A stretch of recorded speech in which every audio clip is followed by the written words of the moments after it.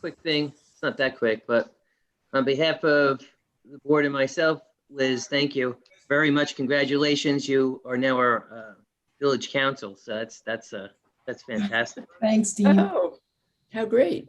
Yeah. So watch out. All right. With that, this is the May 13th, 2021 regular meeting of the ARB. And let's start with the flag salute. I pledge allegiance to the flag of the United States of America and to the republic for which it stands, one nation, under God, indivisible, liberty and justice for all. Great, thank you. Do I have a motion to approve the minutes of April 22nd? I'll make a motion. I'll second. All in favor? Aye. Opposed? So that was Val and myself. Old business, 8 Dartmouth. Carrie, can we adjourn this application? Yes, I'm just seeing if I see Tiffany. Yep, go ahead and make a motion to table. Okay, so this application's been before us several times without someone representing this. So we have nowhere to go on this. So I will make a motion to adjourn 8 Dartmouth. Is there a second? I'll second. Judith. All in favor? Aye. Aye. Opposed? That's myself and Judith. 55 Archibald Way. He is on. Good evening. Great. Can you state your name and tell us about your project and what trees on a plan that are to be removed and to be saved? Yes. Landscape plan. Hamish McGowan. I am the owner. Sorry, I'll just get video going as well, please. I'm the owner and resident of 55 Archibald Way. Last time we visited, I think you guys reviewed the entire plan and requested that we also provide technical drawings for our side fences, which we have now had prepared and can present this evening. The trees are marked clearly on the plan, which has also been provided. But I think the item that was requested at the last meeting was the technical drawings, which we do have, and Kerry has a PDF available for us to review. Kerry, could I please ask you to share that if possible?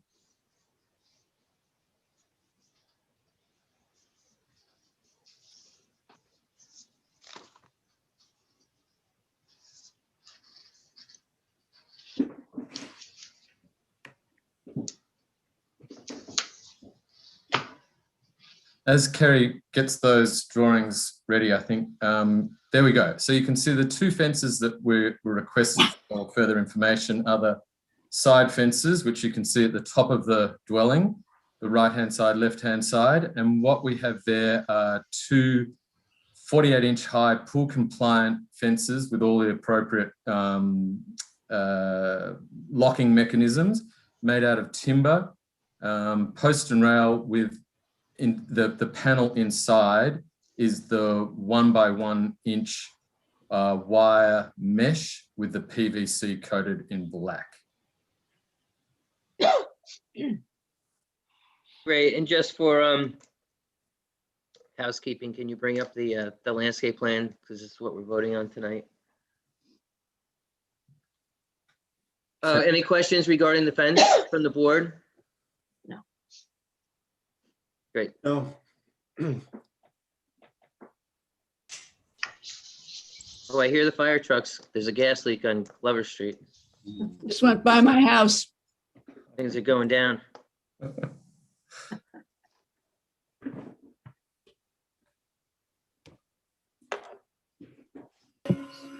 Dean, I was asking, are there any neighbors who want to render opinion about the fence? It's unusual to have a wire mesh fence as visible. I guess we could, but this is this as far as this is a nice way to handle the fence. You can, it's a porous visual effect. Plus, you know, you don't have like metal posts or something. This is a decorative treatment. One of the And better ones. sorry, excuse me, Chair. May I just also add, this is in no way a front fence. This is connected to the side of the house and well set back from the front and almost obscure from view for most of it. And Carrie, it's just the landscaping plan, just so we can have a refresh on that. When did you send that to me? Oh, actually, never mind. I got it. Thank you.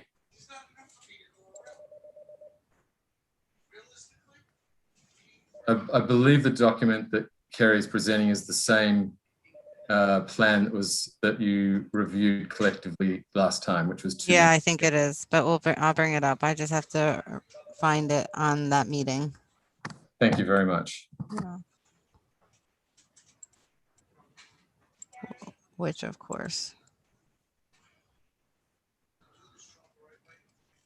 I think we're pretty much good to go on that. I'm ready to go to a vote on this. Thank you. Do I have a motion to approve 55 Archibald Way? I'll make that motion. 55 Archibald Way approval. Is there a second? I'll second. That's Judith and Bethany. All in favor? Aye. Opposed? Great. Thank you very much. Thank you very much indeed. Good evening. Okay, next is 69A Main Street, the Wharf Shop.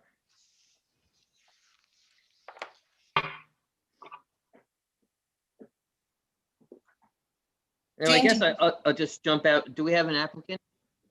Yes. You do. Fantastic. Yeah, You have two of us on. yes, Three of us on. Kimberly Eads is here too for 69 Main Street. Okay, so Bethany stopped by, and so did myself and our consultant Zachary, the historian, and we reviewed the site. And I'll let Zach give his report. Sure thing. Briefly, what we were there, and I'm seeing this is listed as painting and replacing fascia. When we were there, we were looking up specifically at the roof cornice areas that return against the front wall of the building. And as far as we can say, they're virtually inaccessible, except by ladders or other means. And so it's clear that the one to the north appears to be in pretty good shape. The one on the southerly side, very much impacted because the building immediately adjacent rises higher, and therefore that has created historically a water collection runoff problem. Yep. So I'm not quite clear from the application whether the intention is to remove the aluminum siding and to address the wood siding beneath. That was not presented in the summary in the agenda, but that seems to also be part of the application. So Can I would like to jump in. yeah. So the way we see it as a board is that this is a scrape and paint situation, except for the rot that occurs next to the downspout. Correct. And then the way we would approach this normally would have a resolution drawn up by our council, which would say basically you're going to scrape and paint, and as you dig into the rotten members of this structure, you come to a point where you're going further than what we agreed to, just fixing what we can see from the outside. Someone has to go and look at that, and you'll be handed, this is all Secretary of Interior protocols for rehabilitation and restoration. So it's not a big deal, but it just involves a building inspector to make sure that we maintain as much of this building as we can. So if you're in favor of something like that, I guess we can go forward, or else you can tell us how you feel about what we've come up with. Right. I mean, it is basically a scrape and paint. It does have it's not just the high return on the south side. That is the biggest area with the rot that we have to repair and do more than just paint and scrape. But it's the lower pent roof that has that crown that's rotten and some pieces of that fascia. So we do have to address that on the, Yes, and that's only about 10 feet, 11 feet up from the sidewalk. sure. But Would that, you be okay with a resolution being drawn? We can, approve this application, but you would of course get to review this, this resolution, but we can vote on this resolution, which includes these protocols set forth by the Secretary of Interior. right, That just means someone has to stop, but you can only go so far. Someone has to stop by, take a look, but there's a little more to it, but that's basically the deal. right. There's So we an would, oversight process. we'd be able to do the 2 repairs that I've mentioned. And then if it goes beyond that, then someone has to stop by. You'll get this resolution. It spells out exactly how this is to go forward, but yes. Okay. All right, well, I think we should take a look at the resolution. Nada, do you have anything to say? No, and I want to know, oh, I am unmuted. I'd just like to know how long the application will be for, because coming into the Memorial Day weekend in the summer, we might postpone this till the So fall. Will the the deal- application still be good all the way, after we've looked at the resolution, all the way till the fall? yeah, there's a lifetime on these approvals. So we can approve it tonight. You can get mad at the resolution tomorrow and come back to us. No. But basically this is standard stuff. It's just there's a little bit of an oversight component to restoring these old buildings. No, But I we understand. can go to a vote. It's fine with me. Elizabeth, what is the, is it a 2-year building permit? Is that the life of the permit? No, the certificate of appropriateness is valid for 2 years. That's correct. That's what I wanted to know. I Yes. appreciate your answering that. And then there's another process where you can come back and just renew it. I think you get another chance Well. for another. So, Hope it's done before then. okay. So if everybody's okay, is there a motion to approve the Wharf Shop, 69A Main Street? So moved. Your second? I'll second. Judith. That's Steve and Judith. All in favor? Aye. Aye. Opposed? Great. Thank you very much. Thank Thank you. you. Great building. Dean, Yes. Tiffany Scarlato is on and she is representing 8 Dartmouth. I don't know if you want to second call that. Oh, we adjourned it. Liz, can we unadjourn something? Yes, you can call it. You can call it again. You can open it again. Okay, we open up 8 Dartmouth Road. Please, applicant, tell us your name and tell us about your project. Tiffany Scarlato. I'm taking over for Brian DeSessa as counsel to the applicant, 45 Division Street, Sag Harbor, New York. I think that what was supposed to go on last time was a site visit, and I didn't know if the board had any comments on the site visit. I believe that was up for discussion. A few of us went out to review the site. None of you went out, or you all We did? did. A couple of us did. I know of at least 2. Okay, do you have any feedback on that? I think that's why we were here, correct? Can you just open up and tell us about what this project is? Well, what I can tell you about it, as I said, I took it over from Brian DeSessa. What I can tell you about it is that it was a 2nd floor deck on a house that was built without a building permit. The building permit, in fact, was forged. The homeowner was not aware of that, depended on their contractor. The contractor has since been charged with forging a building permit. And the applicant received a stop work order and appeared in front of the zoning board. Did not receive the greatest reception, but they referred us back to the ARB referred the client back to ARB for a possible, to see if there was anything that could be done there, or how the board felt initially, at least, about what has already been constructed there, and if there was any possibility of working something out so that the client could get some of what he was asking for. We realize it's a difficult situation. Obviously, we realize that, something very wrong occurred here, and we're trying our best to rectify that in a way that, can suit everyone. And I think our first step was to come back here. At least that was what Brian had recommended to the client. Come back to the ARB, have them do a site visit and see if there was anything here that was salvageable on behalf of the applicant. Okay, so this is not to throw a curveball, but I am going to ask if the neighbor is present, just to make a comment, and then I'm going to go right to the board. Is the neighbor available for comment? the neighbor was here, the last time, I guess it was Brian or his assistant, I'm not sure. And the neighbor was kind of concerned about, the view shed between the two properties. And I'll speak for myself. It looks like this was a second-story deck that wasn't completely finished, and someone finished the second-story deck. And I did see that there is a lot of screening going between those two properties because the deck was there already.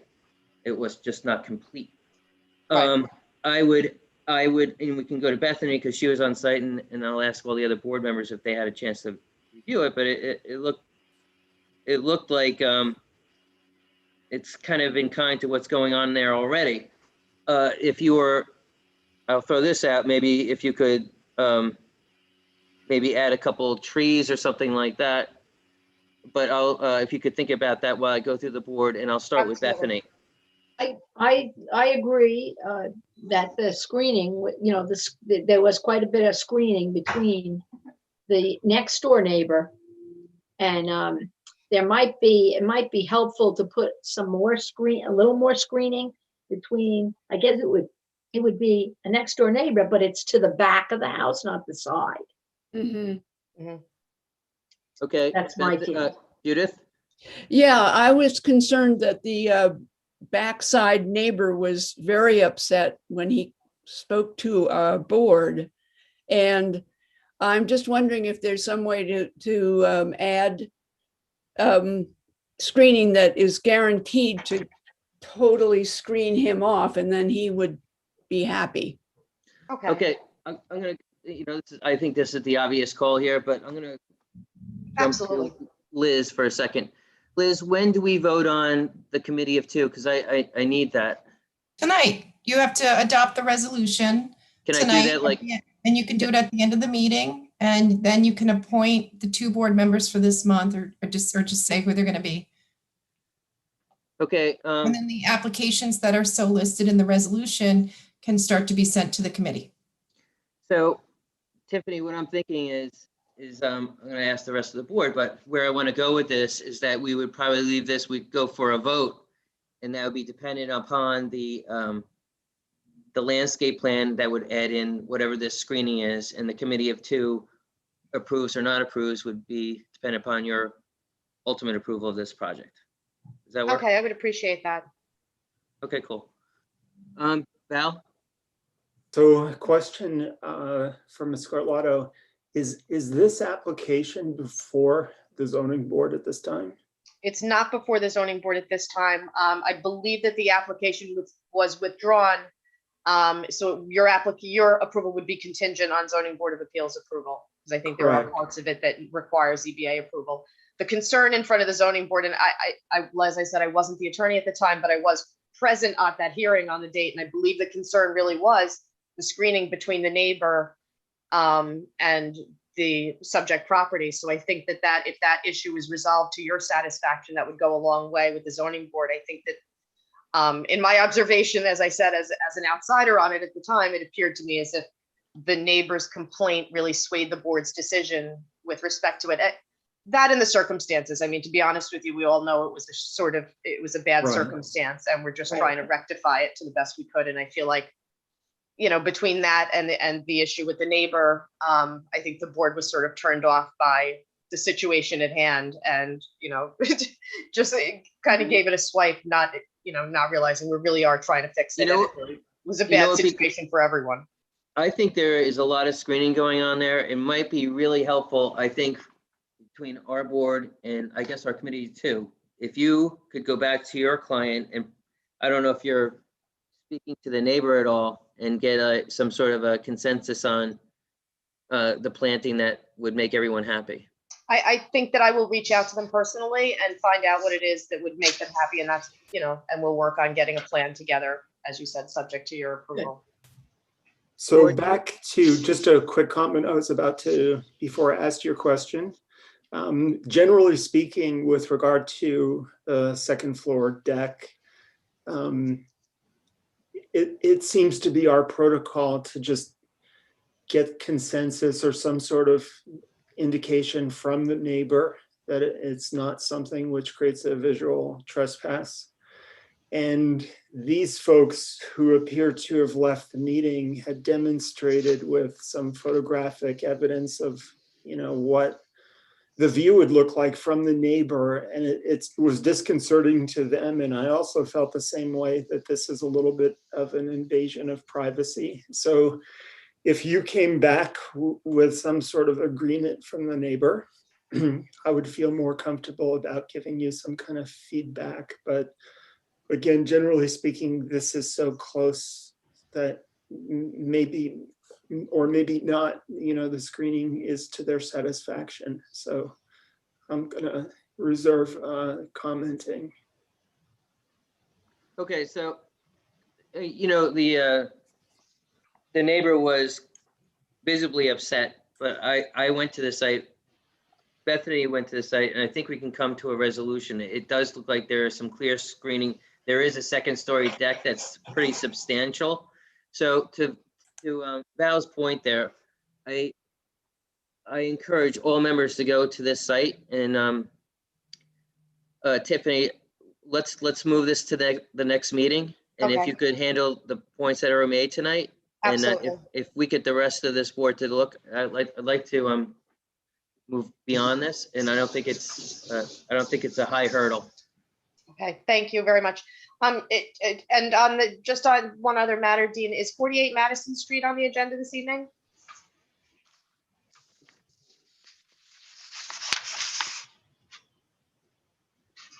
I know do the not agenda see- was just finished I recently. don't see it on the agenda.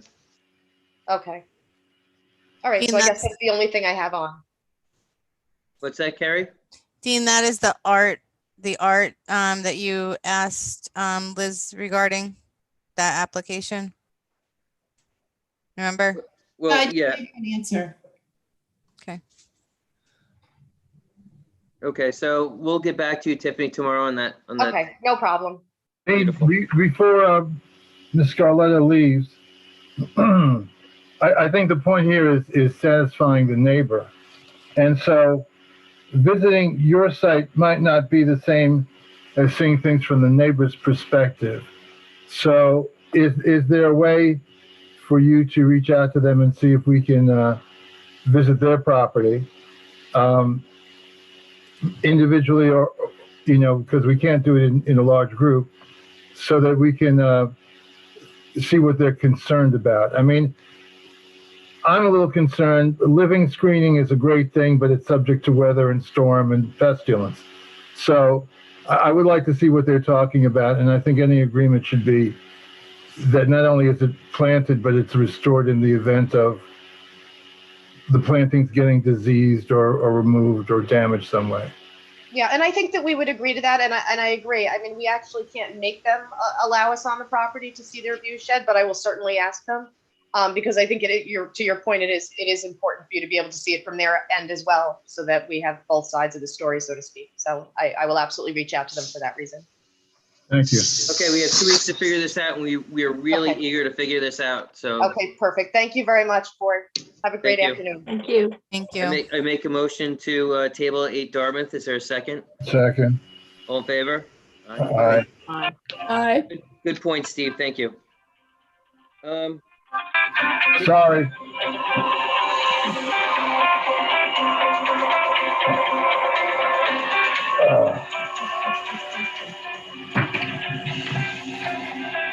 Dean, Yes, 27 Meadowlark Lane has requested an adjournment.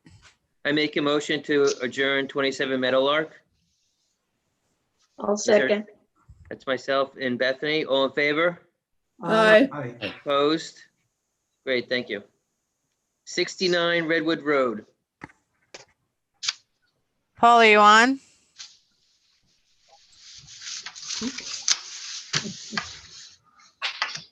Paul? You might have to second call that one. Second call, 69 Redwood solar panels. 40 Lincoln Street, please. I think Brian Locasio was Yep. on for this. Good evening, members of the board. Brian Locascio at the Adam Miller Group, 2462 Main Street, Suite 7, Bridgehampton, attorney of the applicant. I'm going to share my screen and we can get into this. So I just want to be perfectly clear because these meetings go on for a long time. Yep. I think we can talk about everything, but what was requested was existing trees and to remain. And I think I counted today in my hand like 10. That's important because you have the squiggly line saying this is, area to be preserved or whatever. Yep. But Okay. it's super important. So again, like I was telling Tiffany in the last application, we can, if we get to the point we're going to vote on this thing, it would be contingent upon the committee of two okaying your landscape plan. And what is super important that this project feels like it's part of the streetscape that it belongs to. The landscape plan, one of the major problems I have is that there is a courtyard and then you have these pear trees, something that are stuck in tree pits in New York City. I mean, when you have all these wonderful white oaks and black oaks and red oaks and all kinds of things going on this site. So a little more sympathetic to the streetscape and where the sense of place of this site is. And I would also, I think as part of an approval process is that a fence would go in to the areas that would have to be saved. So these are my concerns, but with that, let's go forward. Please Yep, tell us okay. about your project. Okay. All right. So here before you can see my screen, correct? Yes. Okay. All right. So this is the revised planting plan. I also have a revised survey, which I believe more precisely shows the existing trees. I bear with me 1 second, working my laptop here. Okay. All right, so as you can see, we've identified the clearing to remain, called out the square footage of these areas, which Dean has already hit on. And also, the trees that are remaining are identified. They're hard to read, but there's these small squigglies up in the left corner here where my mouse is, here. So there's at least 3 trees. And you can see throughout, and it shows the trees that are remaining are X throughout. So it does identify and call out the trees that are to remain and are to be taken down. We call out the existing landscaping to be preserved. As you can see, with respect to the site plan itself, we've reallocated and relocated the pool house, and the proposed patio. And I can pull up the planting plan. And we've also, to address some of the concerns with the sloping and drainage, we proposed a drywall in the driveway and drywalls throughout the property. Can we go back to that other plan? Can you point out the trees that are going to be saved on this site? Yes. So we have, you can see my mouse, correct? Yep. Yes. Tree here, and a tree here. And otherwise, this native landscaping will remain 465 square feet in this corner. There's an additional tree outside of this buffer area or preserved area that will remain. There are trees that will be removed throughout the driveway.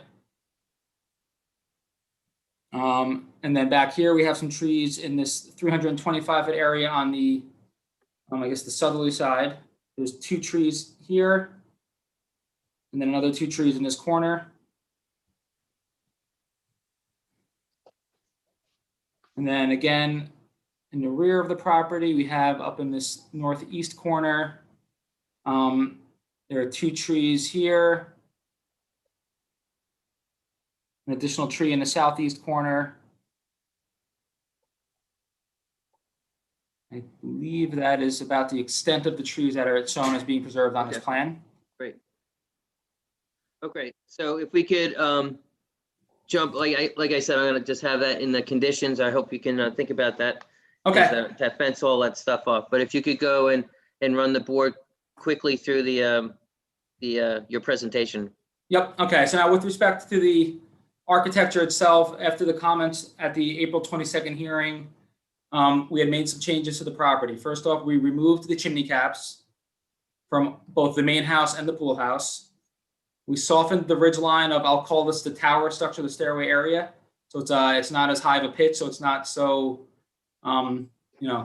attention drawing. It's now cedar shingles, so it's consistent with the remainder of the house. The whole house is cedar shingles.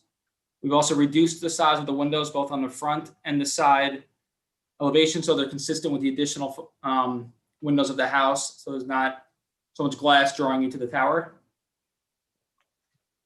I also have a side rendering here that can show, again, the side of the tower. Again, the windows are reduced in size to be consistent with the size of the additional windows in the house.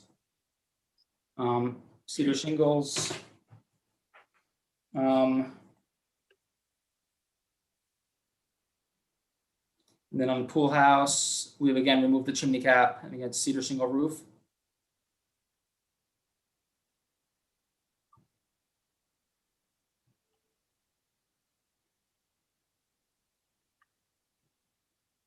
And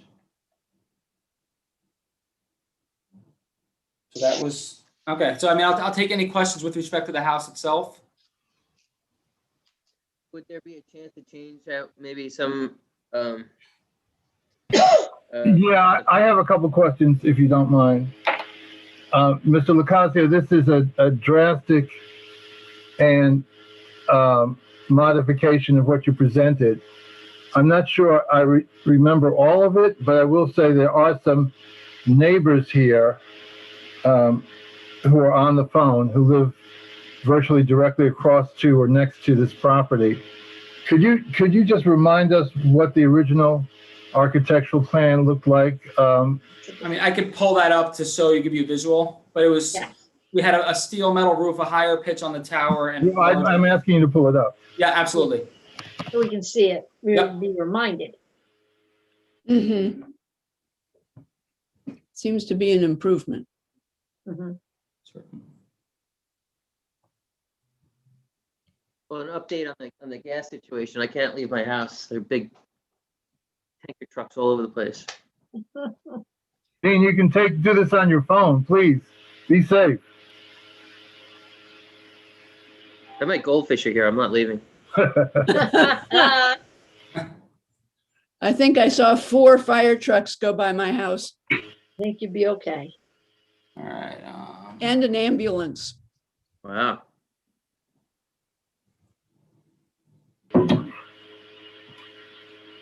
During this All right, aside, I will say our emergency service group does great work. Yes.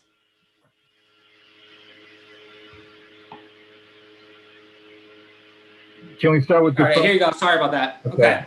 So this is what was before you on April 22nd. Mhm. As you can see, we had the chimney caps, which have now been removed. The tower had a higher pitch and larger windows, both on the front and the side. And the roof material has changed from a metal roof to it's now cedar shingles like the rest of the house. And I'll show you the side. And then again, this is the side, which again show the larger windows on the tower, the steel surface, as well as the roof pitches, the chimney caps. Okay, so do you have renderings of the new house from all elevations?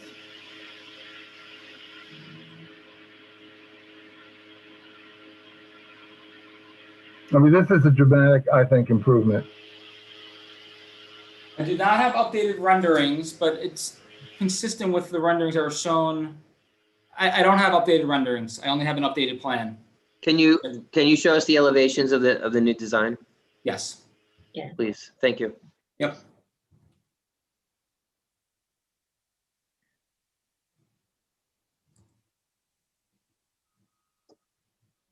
You could probably do a side by side, which I think would maybe make it easier here. That would be really good, Yep. side by side. That's really high tech. Yeah. Far from that, but we'll get there. All right.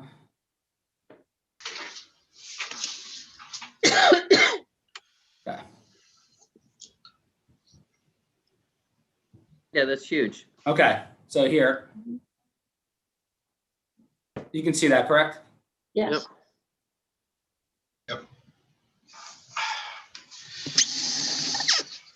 And can we see all 4 elevations? Yep.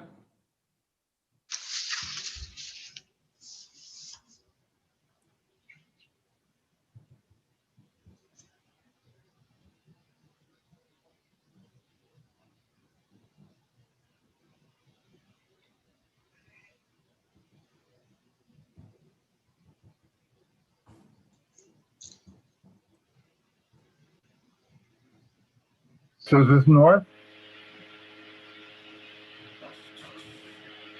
Okay, comments from the board? Steve? I think it's a significant improvement over, and I appreciate the responsiveness of both the architect and the owners. Agree, they took in a lot of our comments. Judith? I exactly agree with what Steve said. And I want to thank the architects and owners for listening to what we said and doing a good job. Thank you. Val? Thank you. Yes, that makes 3. I'll agree. on Bob that. Adams? I think you did a wonderful job. Last but not least, Bethany Dearman. I'm very happy with this new proposal.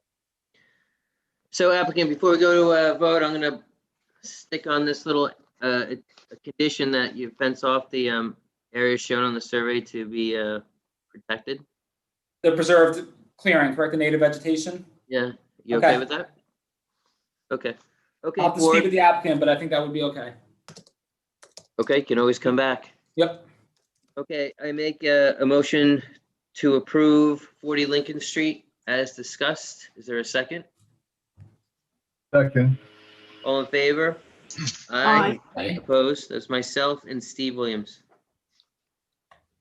New business, 12 Green Street, please. This will be me again. Let me just get out of it in 1 second here. Okay, all right.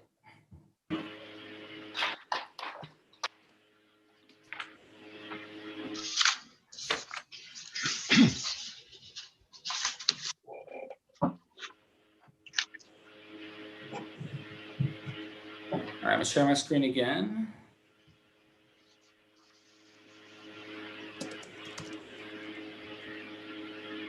Okay, 12 Green Street. This is the project already approved by you and following our presentation before the Harbor Committee.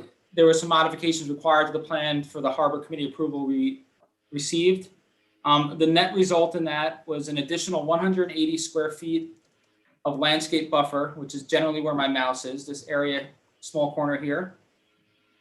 We had to swap out certain grasses and plants to implement a more salt resistant strands, so they would be, it would thrive better in the salt nature area. And the northern addition of the house was reduced by approximately 150 square feet. But it was no architectural dramatical change to the properties. It's a small reduction to further meet the setback from the wetlands. Do you have an elevation of that? We do have an elevation. Yeah, Mickey, the architect, is here, and he actually, I believe, was able to prepare a side-by-side. Yes. Good evening, board. Mickey Benson, GP Schaefer Architect. My colleague, Michael Geller, has the drawing. If he can. All right, let me get off of mine, sorry.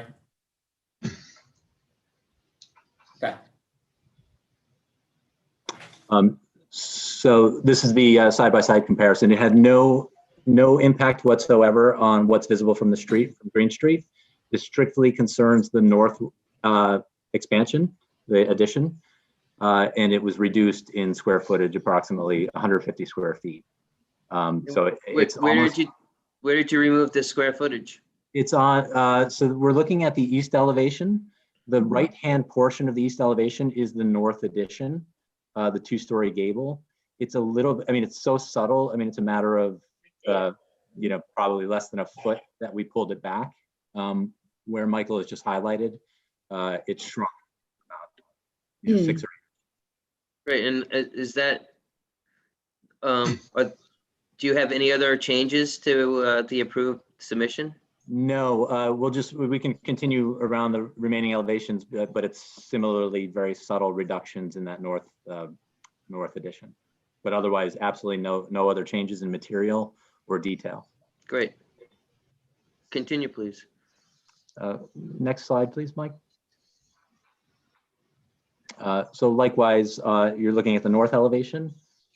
The footprint was reduced slightly. We pulled that north gable in a few inches.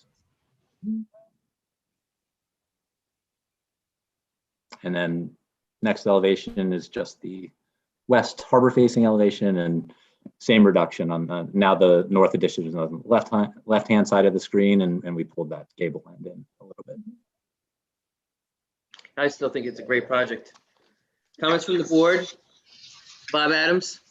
I think it's a great project myself, and I like what the architect has done.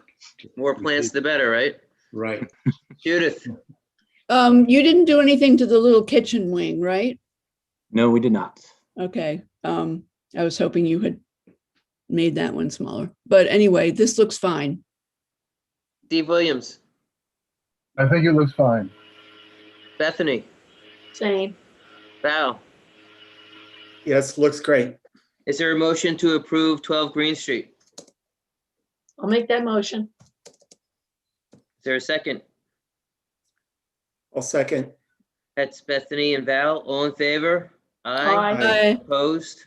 Thank you very much. Thank you very much. Thank you. Dean, can you go back to 69 Redwood Road? Sure. Hello, 69. here. Paul, are you here? Yes, State your I name am. for the Thank record, please, and tell us about your project. Yes, Paul Brennan, Greenleaf Solar. This project on 69 Redwood Drive is just an add-on to a system that was approved in the past. I want to say maybe 15 months ago. Do you have a photo or something or a plan? I'm bringing it up right now. Great.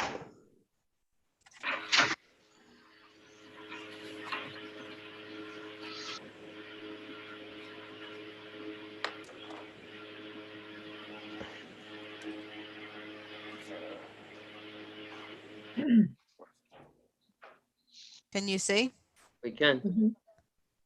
And sir, where are the new solar panels? They should be on the. Where did Just you add consider them? this a west. We haven't added. Looking to add on the one part of the roof that is tilted. I believe west. So next to the fireplace? Yes. Okay, So so this that blank Right roof there. we're looking at. Okay, comments from the board, Judith?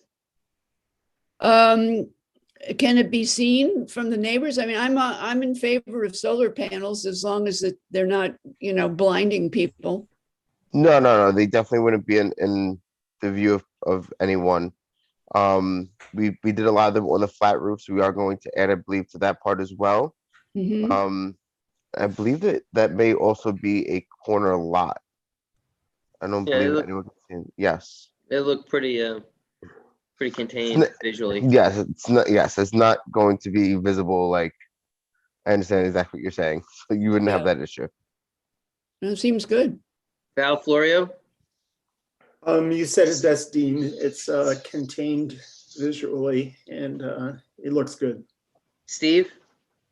Yeah, I just want to get a sense of what these panels are. Thanks for stopping here. I wanted to look at the specs. These are panels, these are not tiles, right? Correct. They are panels. And you're saying they won't be visible from the street or from the neighbor's perspective? Correct. I have no complaint. Bob Adams? I have no complaints. Thank you. Bethany? I'm good with it. Okay, I make a motion to approve more green things. 69 There we go. Redwood, is there a second? Second. All in favor? Aye. Aye. Opposed? Thank you very much. Okay, great. Thank you so much. 11 Carver Street. Hi, good evening. My name is Paul Clinton. I'm the architect for the applicant, for 11 Carver. I reside at 27 Sherwood Road, Hampton Bays, New York. Okay, do you have a plan showing existing and proposed trees existing trees to stay and existing trees to be removed? Paul, are you going to share your screen or do you want me to bring everything up? I could share my screen. Okay, great. Thank you so much. You're And welcome. walk us through this whole thing, please, screening wise, et cetera.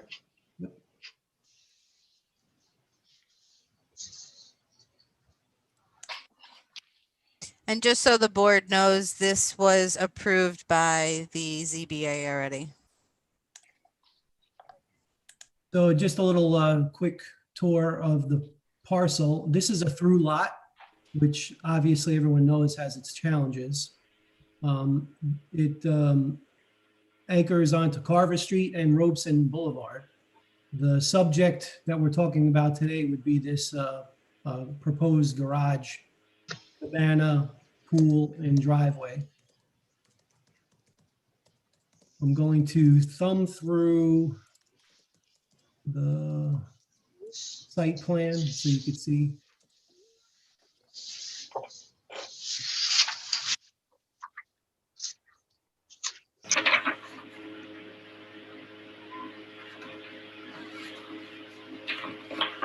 So to oversimplify, pretty much every single tree that's on site right now will remain.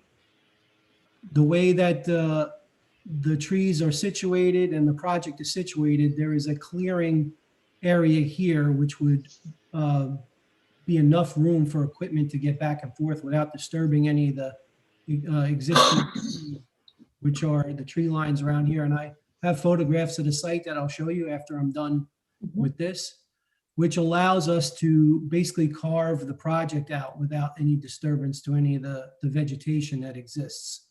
I don't know if anyone's visited the site, but it's a pretty clear thoroughfare here to do what we need to do. Pool, cabana, and garage. Cabana and garage are the same structure, which I'll walk you through that plan. I have some photos here. So I'm going to try to zoom this in.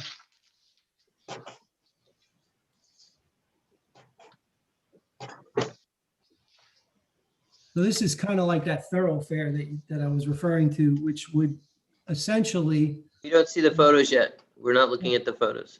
Well, I have it on my screen. We're still looking at the site plan. Oh, hold on. My apologies.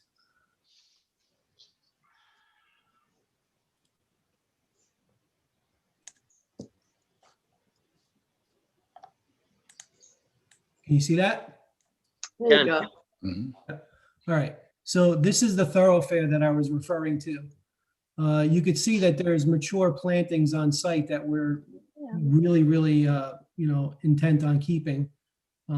They're mature trees, roughly 12 to 14 feet on the sides over here, which provide natural screen on this whole back portion of the house. I do have a rendering that shows that as well.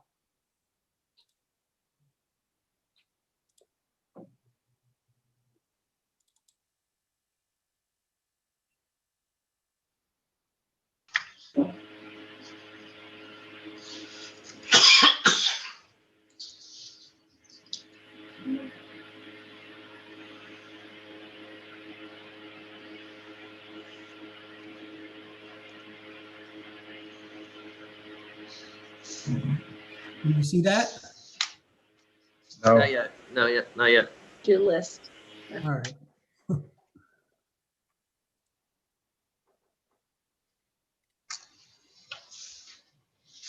about that? Yes, we can see the photos. Right. So this is sort of a rendering of what that would look like. We're looking at photos. Photos. Can you see this? We're still looking at photos. Yeah, it's a photograph of the back. There you There you go. go. Oh, There might be a little delay. I'm sorry. Sorry. Okay, so this is what we're proposing. So we're proposing to screen the garage frontage because it's very difficult when you have a project like this where the garage doors are facing the street, especially a front. So our goal would be to screen the front of that garage with mature plantings, which is what we're proposing here. I also have some more photographs, which I'll pull up. Do you have architectural drawings of the garage? Yes. And the fence and then the planting plan? Yes. I can go right to those.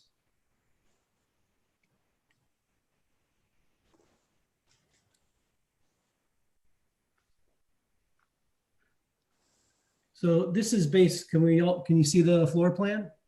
We're Not still looking yet. at the garage. This is the floor plan of the garage, cabana, and pool equipment. We're looking at the photo. The rendering, There's a Okay. delay, guys, remember. right.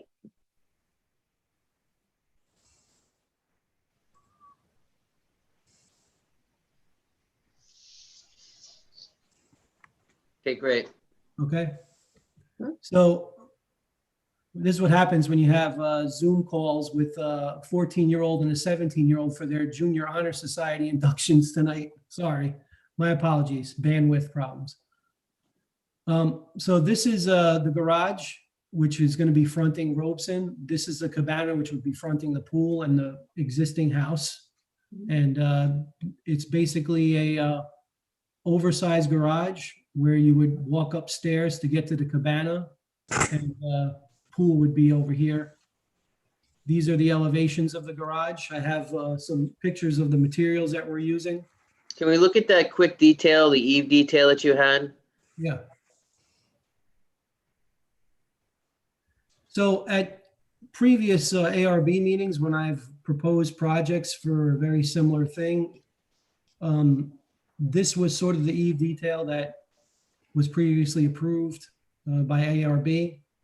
In lieu of doing a straight fascia board over here, this would be a decorative gutter with a bracket and fascia board, standing seam roof, board and battened siding. We just asked for that detail. I mean, if it's aesthetically pleasing, you know, it's good to go. There's not one eave detail that we go with. Yeah, we like the detail. I mean, we've done it on the house at 5 Carver. Okay, great. Seems to work very well for us. Okay, elevations? Sure. So these would be the elevation of the garage. This would be the elevation looking from the pool. You would just have the patio doors, which would open into that small changing room cabana. And this would be the elevation where the pool equipment is. And the other elevation is just a mirror image of this. On the other side, you have standing seam roof, board and batten siding, which I have some sample pictures of. Let's see. And what's under the cabana? Nothing. It's just, it's on grade. There's a grade change here. Okay. So you would be kind of going from one sloping down to the garage, using the natural grade of the slope to benefit. Let's see.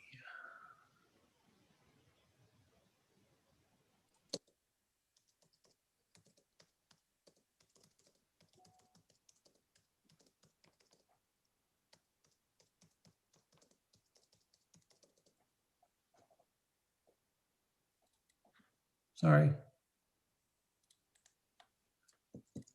So this would be a sample of the garage door that we would like to use. And actually the color.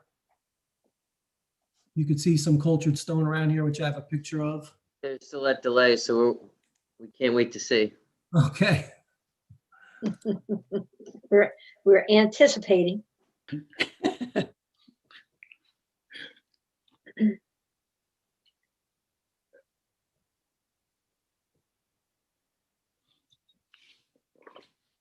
Is my screen on now with Oh, you might have to go out of this and go back into it. Yep. Okay. Sorry. No, so my Sometimes it's a little bit. How about now? Not sure.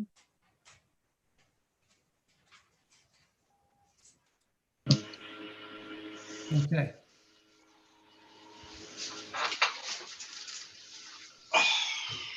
Can you see the garage door? Nope. Click on it there. I promise you there's a garage door on here.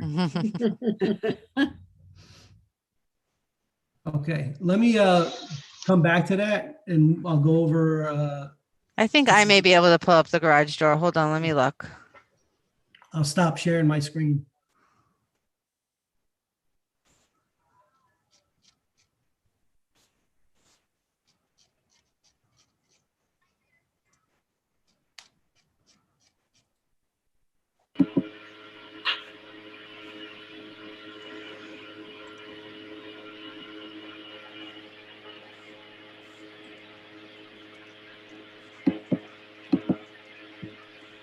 There you go.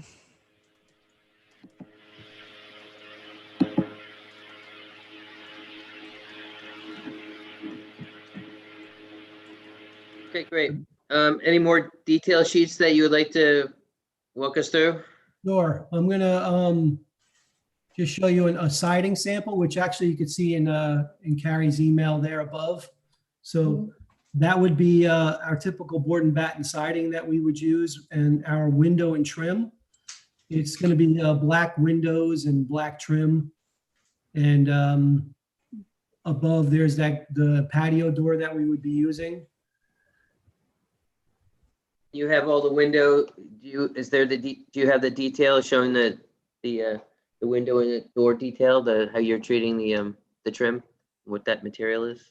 Well, this is sort of my detail here. Let me try to share that. Let me stop. There you go. Okay.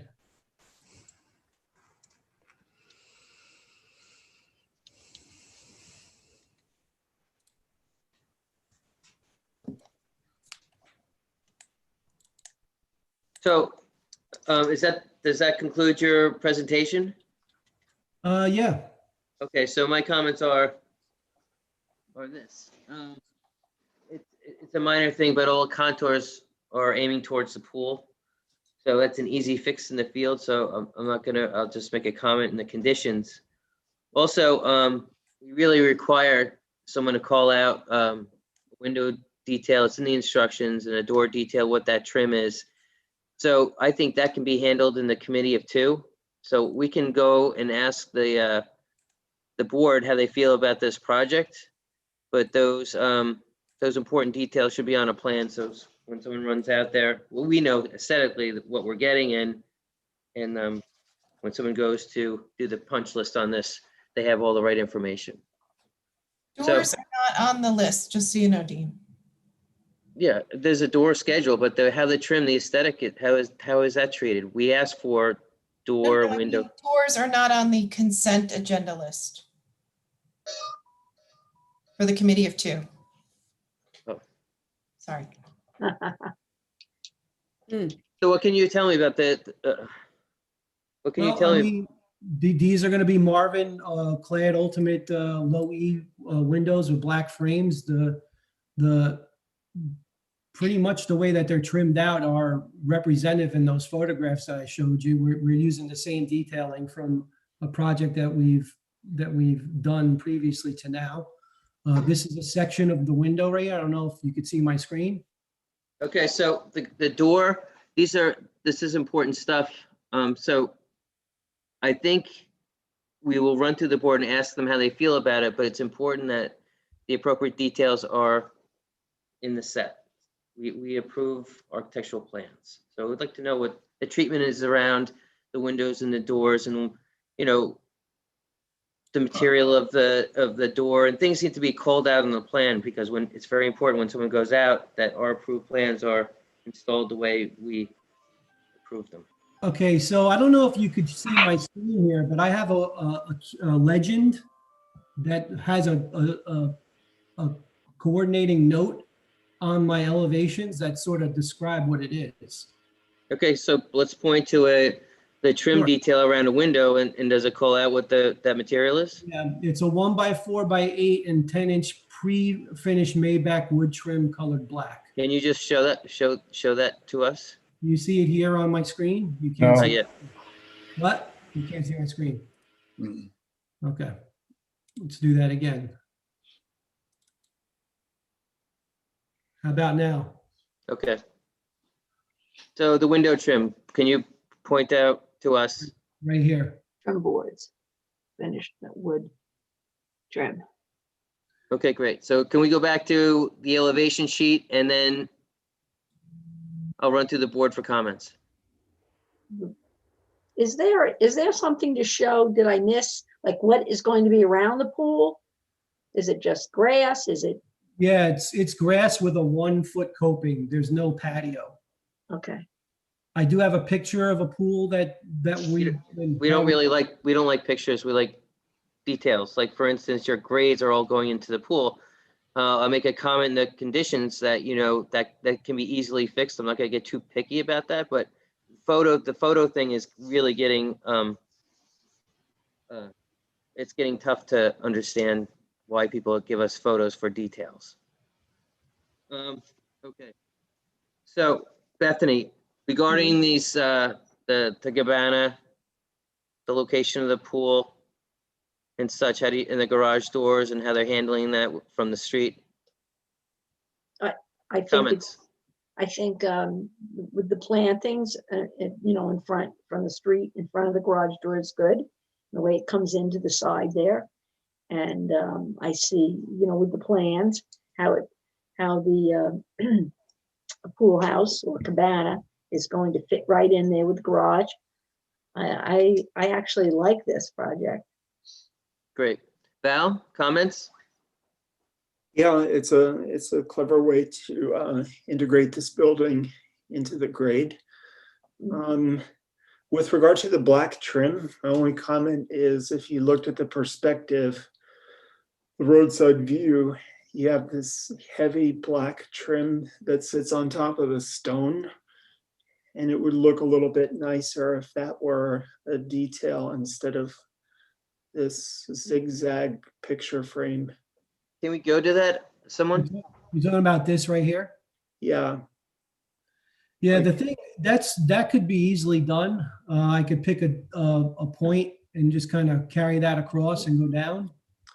I was just trying to maintain the clearance that this is required above grade, just Right. from a waterproofing standpoint, but this is certainly an option to kind of carry that around. I think it'll just soften the look. Yep. If that material, even your batten detail, if you use that sort of coloration, it reads a little strong. It is what it is, but are you going to plant the side of the building or? There might be a couple of plantings that later on, most probably around the pool, but nothing, just low level stuff, if anything, maybe perennials, annuals, nothing's been decided on around. All right. Yeah, that was my only comment. I'm generally good with it, so it was just a suggestion. Thank you. Steve? I think it's fine, just so that I'm clear. The entry to the house is from Robeson, right? The entry of the garage, This yes. is a through-lot house. Carver. Carver. Yeah, the entry of the Entrance. house is from Carver. And I thought the driveway was on Carver's side. there's two driveways. There's a driveway to the house, and then there's a driveway which exists, and then there's a driveway to the garage on Robeson. It's a through property that goes to Yeah. both streets. Yeah. Okay, I'm sorry, I thought the drive, okay. It's fine. Bob? I think it's great. I like the screening on both sides, which is an existing screening, and that's good. Judith? I have an overall question, which is because this is a through lot and you're coming into the garage from Robeson, but the house is on Carver. So if you're going, it's this, I'm wondering about the streetscape because you're going down Robeson and it goes house, house, house, garage, house, house, house. And I'm wondering if it's okay to just merely have a garage on a street. I think at the last meeting we had a through lot from Meadowlark to Howard, and we were criticizing the Those are structure on two, Meadowlark. those are two properties that they're trying to pretend that it's a through lot. I see. So that makes the difference. Okay, good. That answers my question. I think otherwise it looks good. And I like Val's suggestion for softening it. Steve, did I ask you already? Yeah, you did, I said it's fine. Thank you. Bethany? I We're all already good? spoke. Yeah. I'm good. Okay, Val had a valid point, softening the, is there something that you could suggest? Either continuing with the stone band straight along the building facade or adding some low vegetation on either side of this building? Is there something that you would consider? Yes. So what would that be? I would probably go with the vegetation. Okay. So what we could do with the committee too, you could submit the land those to make them make a little bit more sense. It's that it's an easy move to just clean this a little bit. And if you could things committee of two this week can go forward with this project. Okay, so where you want us to resubmit a drawing showing the landscaping on this to soften up this elevation? So I can go for a vote tonight saying that, hey, we love this, and we say it A-okay, but it's contingent upon the committee of two signing off on your landscape plan. Are you Okay. willing to do that? Yes. And that happens instantly. You know, we just have two people review. Okay. So for 11 Carver Street, as suggested, the applicant will come back with a landscape plan and the committee two would vote on it. So is there a vote to approve Carver Street with the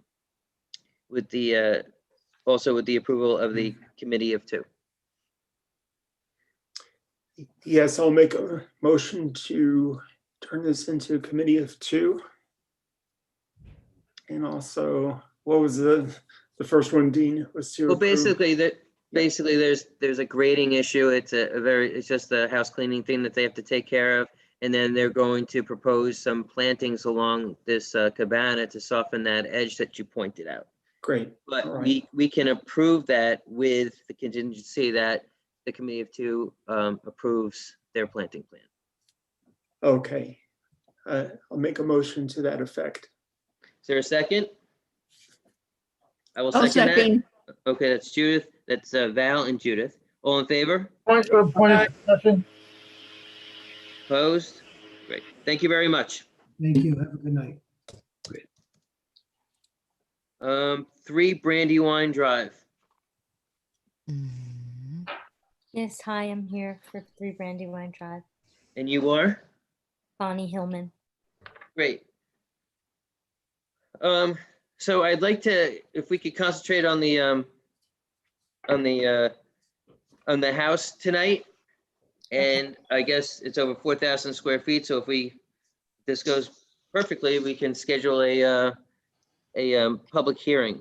But as far as the landscape concerns is the landscape plan is not clear how you're screening. So I told Carrie that we would not be talking about this, but just as a quick point, you know, it's unclear how the fence is working. We need details of the fence, more detailing of the fence, what existing trees are remaining. And I've had a new survey done. Can I show you the new survey and the new site plan, which outlines the fence, and he's done a drawing of the fence?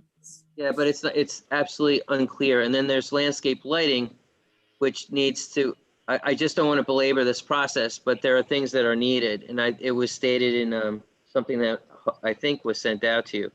For example, I don't want to belabor this night on this, but the landscape lighting needs like maybe a color code saying these lights will be X wattage or something like that, so we can discern how much light is going to hit this site. But I'm happy to discuss with you the architecture. And if it's okay with the board and we vote on this, we can vote on the public hearing, and then we can talk about hopefully the landscape plan that has all the details that were requested. So if you'd like to present the architecture, I'd love to hear about it. Okay. Let me just pull that up here.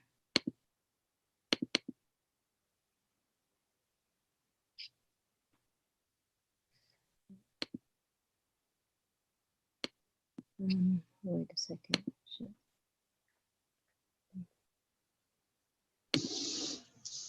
I just need to do the sharing, I guess, here. Sorry. It's all good. Okay, so screen sharing. And here.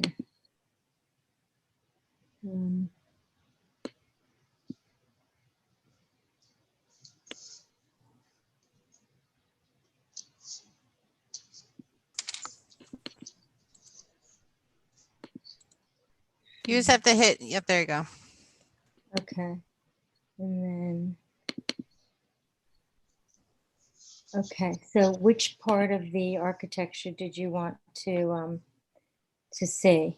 Well, we made comments about the house, so if you could just walk us through the whole house and what your design plan is for this house. We'd love to Okay. hear it. Okay. Let's see here, I'm sorry.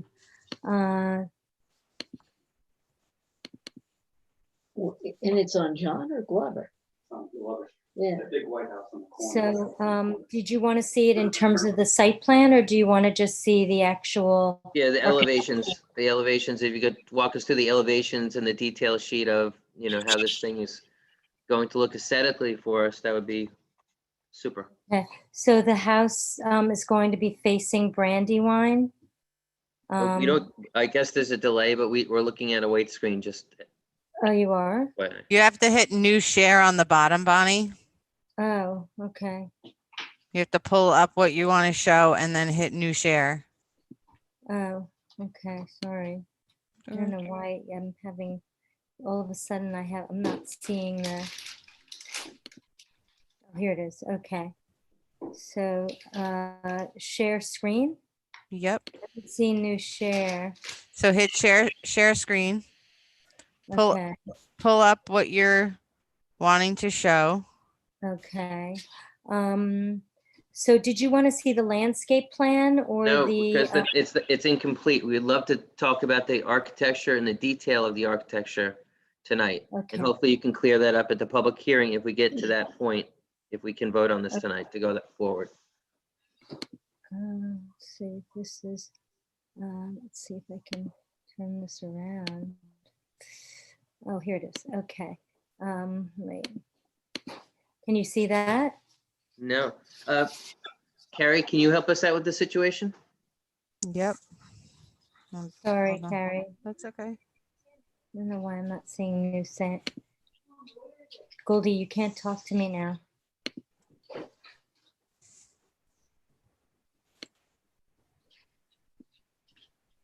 I've actually lost. Okay.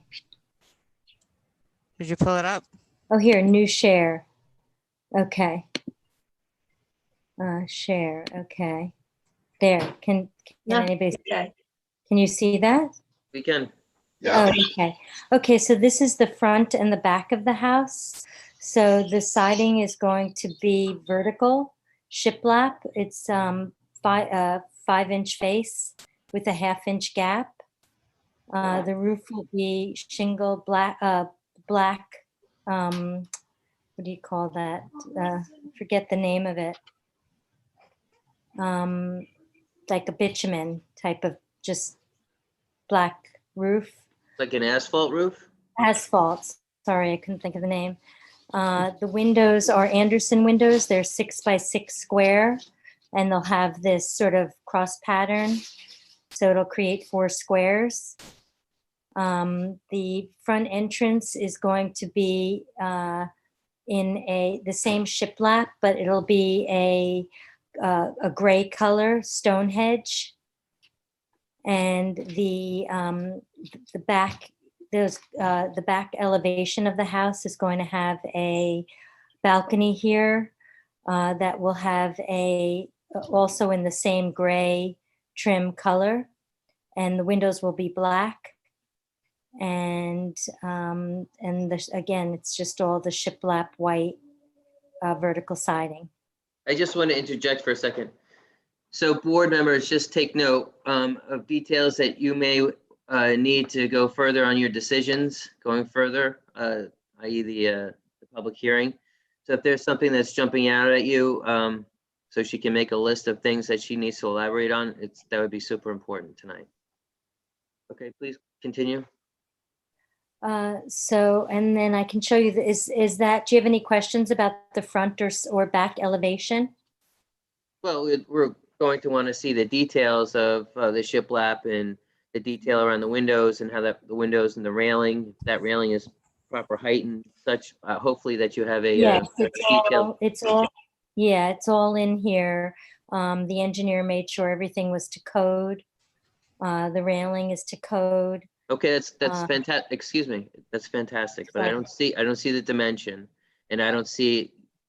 Are you calling out what what? He There's has that usually all, like a detail so we can see what's going on. yeah, he put that all on the site plan, all the, oh, there might be another page. Let's see, here's the window dimension. Here's the door schedule. He did have it. I think it's on might be on there is another page that shows the dimension. Let me just see here. Here's a 4-foot sidewall. He's got the wall-mounted sconce. There's a wood railing, 4-foot wide balcony. So for instance, just to be clear, like the railing, you would have a detail that calls out what all these members are. So we know that, the width and the dimension and what kind of wood it is, the color. It does He say says Stonehenge. here- I get that, but that is not an architectural drawing. But if you could talk us through, we're making notes of this. Okay. There should so be like it's a door detail, a window detail, a trim detail. Okay, how it this might not chim- be on this page. Let's see. But if you Okay, could- so the siding. Sorry. You're just asking if we had questions, but if you could talk through, I guess, the macro design of this project, but asking questions are handled in an architectural detail that takes care of the minutia of the questions that one would have regarding how this is going to be constructed. Okay. The railing is going to be made he has it here, it's in poplar, and it's going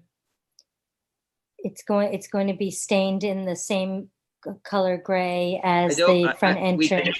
We just did this Okay, whole so- exercise, right? It's not telling us what the dimensions of the wood or the members are, which is super important to someone on an architectural review Okay, board. so the And then the side height, wall is, there's not enough information there. okay, I think I there don't wanna must talk be about the railing. another page.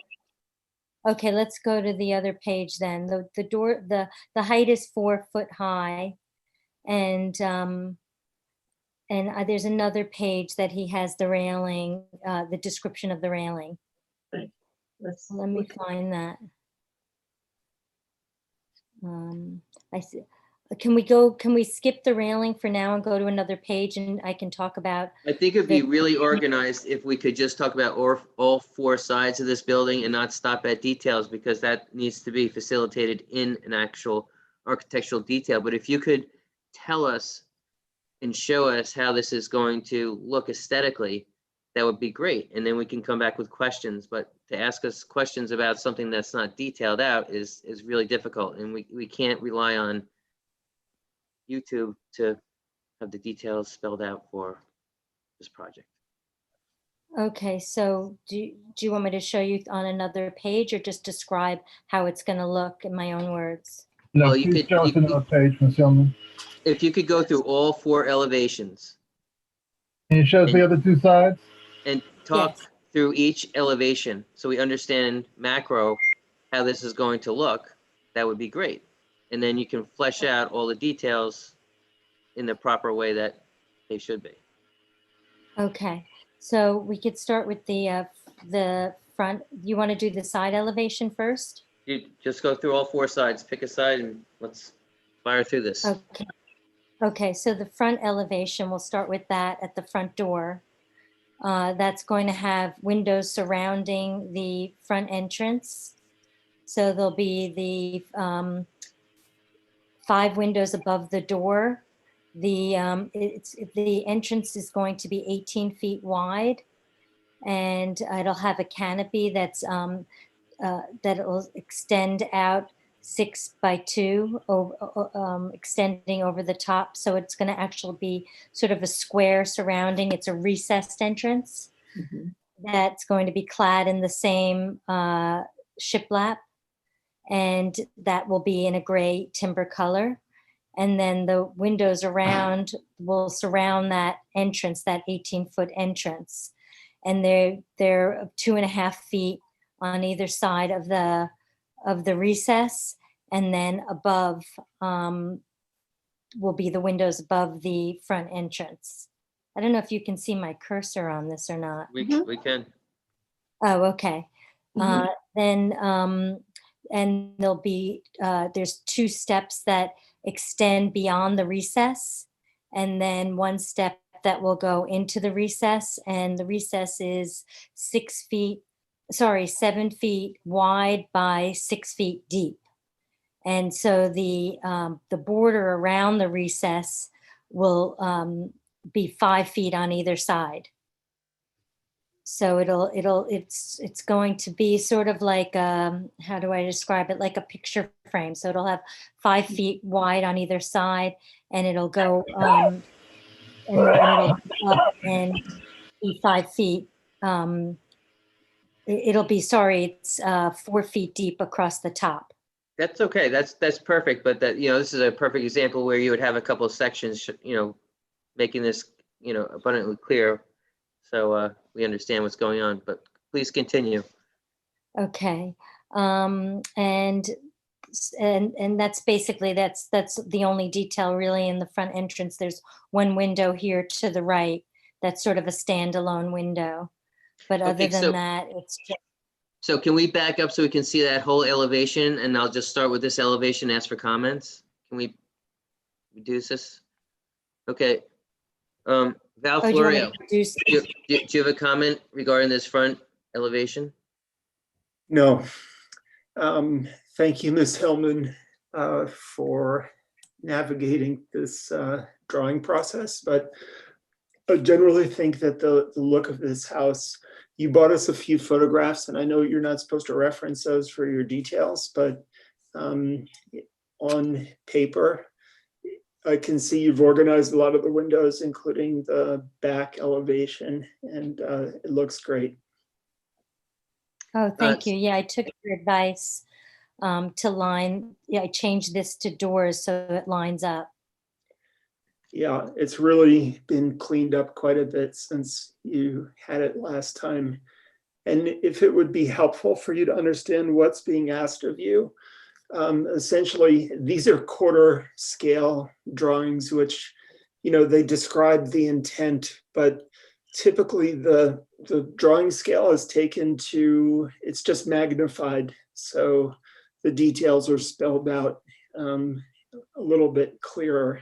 And that would be, if you could ask the engineer who drew this just to make for example, the deck detail, the rail detail, if he could bring that up to a scale, which maybe at least 1 inch per foot.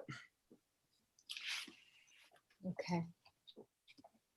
Steve Williams? Okay, I'll have that fixed. Yeah, but that also includes, that includes the sizes of the railings, and it shows that, the height of the railing. The building inspector needs that. We need that aesthetically to understand what those members are. So, Steve Williams, we're just talking about the front elevation. How do you feel about it? Bob Adams, do you have a comment about the front elevation? Yes. You're muted, Mr. Williams. I can hear him. I wanted to know how far is this going to set back from the road? It's 45 feet. I have to look at the survey, but it's about 42 to 45 feet back from the road. Okay. So, sorry, I was on mute. Thank you, Carrie. You're welcome. So my comment to the owner is that I think what we're trying to say is we need a standard in the plans, in the files, that once you get into construction can be verified by the building inspector. And although these are descriptive parts of the windows, they really don't show to scale for the sake of inspection, that the accuracy of these presentations. So there's a design cycle, and then of diagrams, and then there's a construction cycle. And this is still early in the design cycle, I think is what's being said. And that the architect might want to take you further. I do think this is simpler and more attractive than it was before. I just wonder, can you remind me how many windows you had on the front originally? Do you remember? There were two above the door. So, and now we just made it 3. Okay. And that's the only difference in count you had. So you've increased the number of windows by 3. Is that what you're saying? Yes, so there's 3 windows now above the door. And otherwise it's all the same. So it went from 16 feet to 18 feet. Okay. Thank you. I think this is an improvement. Bethany, comments about the front elevation? I agree, that's an improvement. Judith? Yes, it's an improvement. Thank you. I appreciate Okay, it. so can we talk about the back elevation, please? Yes, so the back elevation, again, it's these are 8x8 black doors. And then above it are 2 8x8 doors.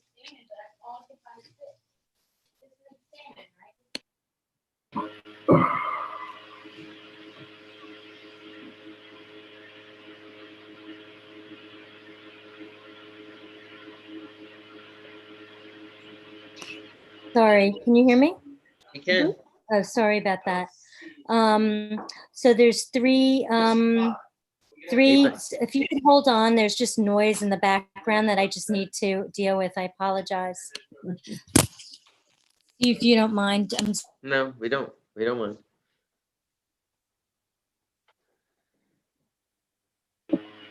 Dean, do we record these meetings? What? Do we record these sessions? Oh, yeah. Can you Yes. hear me? I'm sorry. Okay. So there's 3 8x8 sliding doors here, and above there's 2 8x8 sliding doors as well. And then there's these windows that they're all the same size throughout the whole house. So these are 6x6 windows. They're all framed in black with a 4-inch frame around the outside of them. That's just a flat black frame. I have a picture of it if you'd like to No. see. Nope. Okay, and then here is a 4x8 window, and then there's a 8x8 sliding door, and 2 4x8 windows on either side of this sliding door, and then this is just a black door that leads to a bathroom that is just vertical. It's gonna actually be custom made with just vertical timber siding to kind of blend in, but it'll be in black. Great. Sort of a plain black door. And then that's basically, then there's some steps going up here, 2 steps up here and 2 steps, and those are out of cement that will be paved with the same white pavers that are going to be used in the backyard. Val, comments about this back elevation? Looks great. Judith, comments? Is that, what's to the, immediately to the left of the door? The little bathroom door? Is that an outdoor shower? No, this is just, this is just a continuation of the house. Oh, okay, so it's not a bumped out something or other. Oh, yes, so around here is the same frame detail that goes around. I can blow that up if you can see that a little better. So this frame that's the same as in the front entrance, this will extend out by 4 feet, and it just gives it an awning that will come out 4 feet. It's a 4-foot wall that on the side, and then it's 4 foot across the top. So it just sort of frames the doors on either side. So when you walk out, there'll be, oh, is this 4 foot or 2 foot? It's okay. We're going to ask for a section for that. So that's clear. Can we go to the next elevations? Sure. Let me just pull that up. Sorry. Can you pull up the side elevation, Carrie?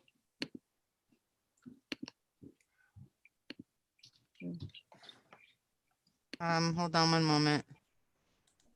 Do you know what number page it is? Yeah, let me pull that up, sorry. Somehow. A7, A9, maybe? Let's see. Yes, no, not 7, it's, let me see here, where is it? Sorry. Here, I got it. Oh, okay. For some reason, I've lost the Zoom. I'm not seeing what you're seeing. Do you see the side? I don't see anything now. I've lost the resume share. I'm not seeing the window, but which elevation are you looking at? The next two sides, the sides. Is it A3 that you have up, or? I have A9. A8. I have A9 up. Oh, you have And A. it's the How do I get back into the, I'm not seeing anything. I'm like paused. So Carrie, I'm looking at A8, just so you know. Still. So she's still sharing. So she's got to stop sharing for me to share. Oh, okay. So, sorry. Just say stop share on the bottom. I'm not able to see anything on the screen. I'm just looking at a white screen. Okay, hold on. Oh wait, here it is. Okay. Okay, wait a second. I'm seeing everybody in the group, but I'm not seeing what you're sharing. Sorry. Are you guys seeing? Are you seeing A9 now? No, 8 still. I'm sorry.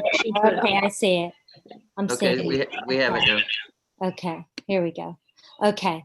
Okay, so now we're looking at the side elevation. Just gonna have to go. Mom, where's the chocolate? Tony, I'm in a meeting. I'm sorry. You can't talk to me. Okay, I'm sorry. I have to go outside. Kids are. Okay. All right, the side elevation, there's the garage and a window that's centered above. And here you can see how the extension off the back will be over the windows and the door detail. He's shown that here, I guess, in the side detail. Can you just zoom out, please? We're gonna want to, I'll just send you a list of a couple architectural details we need, but just explain the project to us. Okay, so here's the front entrance on the side. You see the garage door. This will be glass and black. And again, this is the 6x6 window with the vertical siding. And the chimney will be clad the same as the siding. And there's a stainless little flue that you can see that comes out of the top. And then this will be all in the white with the black window and a black garage. And on the other side, which faces the reserve, there'll be 3 windows. Also the 6x6 windows, again, just with the shiplap siding. And you can see that the chimney will be in the same shiplap. Okay, comments from the board regarding the side elevations. Val, Florio, both the south and the north elevations. Comments? I think that, and what is a door made out of? Is that glass? Yes, this is glass with the, yeah. All right, that was it. So no comment. This helps, I think, shed some perspective on what that bump out is on the back. It's like a picture frame, sort of a shadow box, if you will. So makes total sense. Exactly. It's a great looking house. I saw the photographs that you provided, so the drawings don't do it quite justice. But again, if you can get some details of this, that'll really help. But I like the look of it. Oh, great. Thank you. Bethany Dearman? The only comment I wanted to make when I was looking at the file today, the garage door, this is A9. On A7, it's a different garage door. But this is the one you want, correct? Yes, this So is the when door. when you do, at least that's what I perceive. So when you go to do the final or whatever, I just hope the garage doors match. Okay. Judith, comments? Yeah, this is, I like the ends. They're interesting. Okay. Yeah. And as Val said, I get the idea better of the things that protrude. So yeah, fine. Bob Adams, I'm sorry. I think it's a lot better, the design, than the one we had with so many windows on it, but it looks. Steve?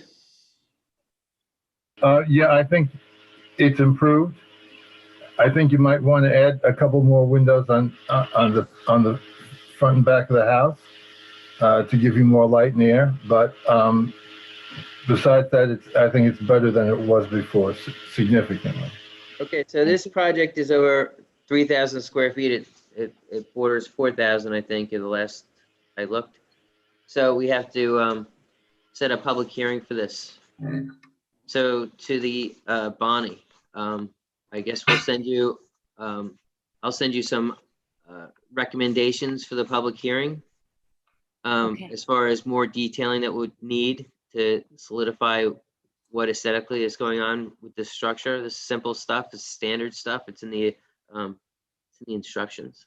And as far as the site plan too, the same standard stuff. It's very hard to discern what's going on with that, and particularly what existing trees you're saving. So I'll send you a little note for that, but I am happy to go for a vote to put this on the agenda for a public hearing if you'd like to do that.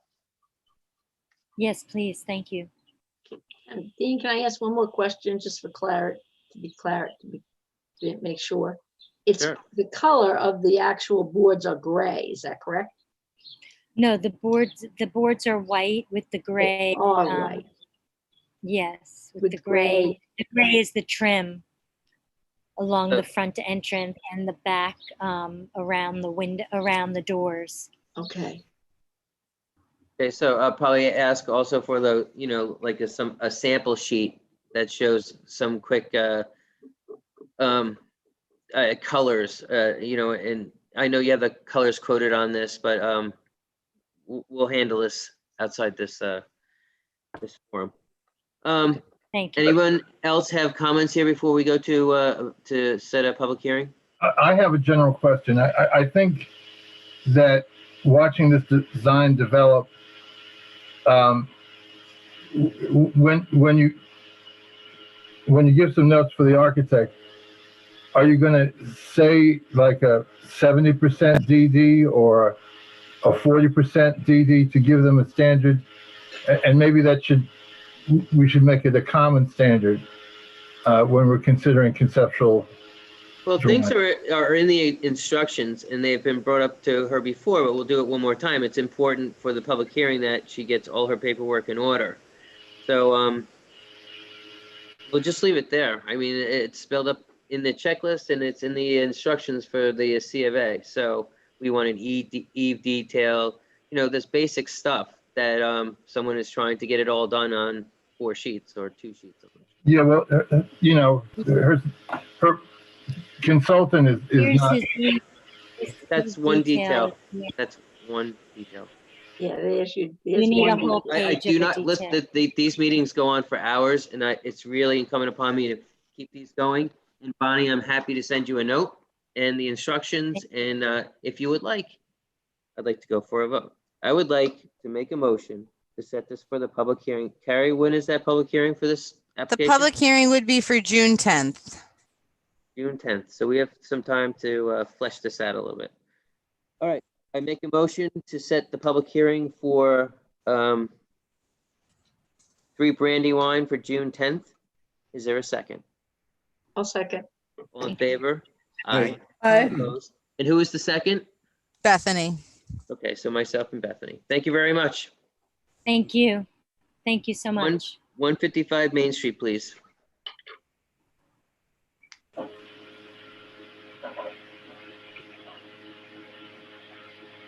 Hello. 155 Main Street?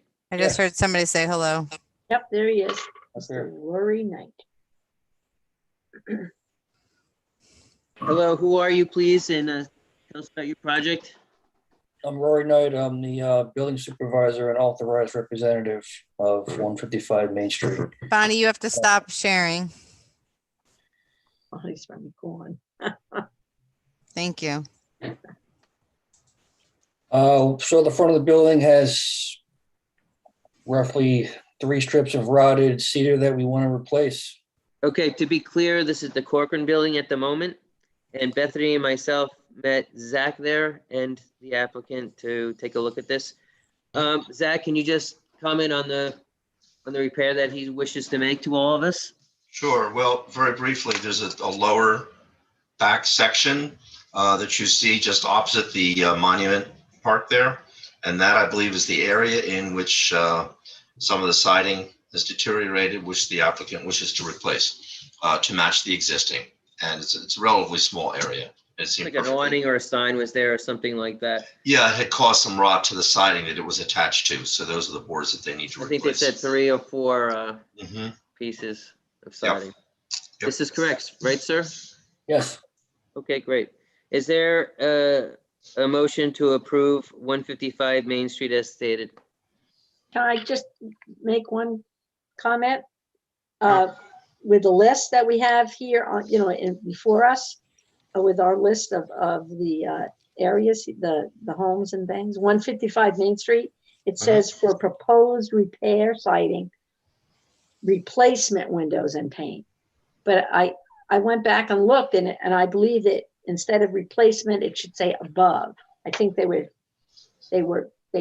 showing us where the siding need to be fixed.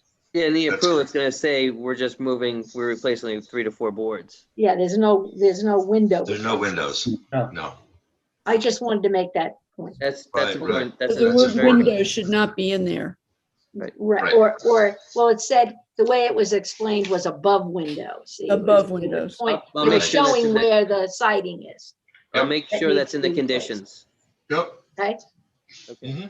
Is there a motion to approve 155 Main Street? And that will definitely be reiterated in the conditions. I'll make that motion. Is there a second? Second, All in favor? Aye. Bethany Aye. and Judith. Aye. Opposed? Thank you. Okay, thanks. You're good to go. 143 Madison Street, please. Good afternoon, all. This is John Borkwin, O'Shea, Marcinsick and Bruin, 250 North Sea Road, Southampton, New York, 11968, for homeowners David and Leanie Spongeller. Great. That was a great So- project.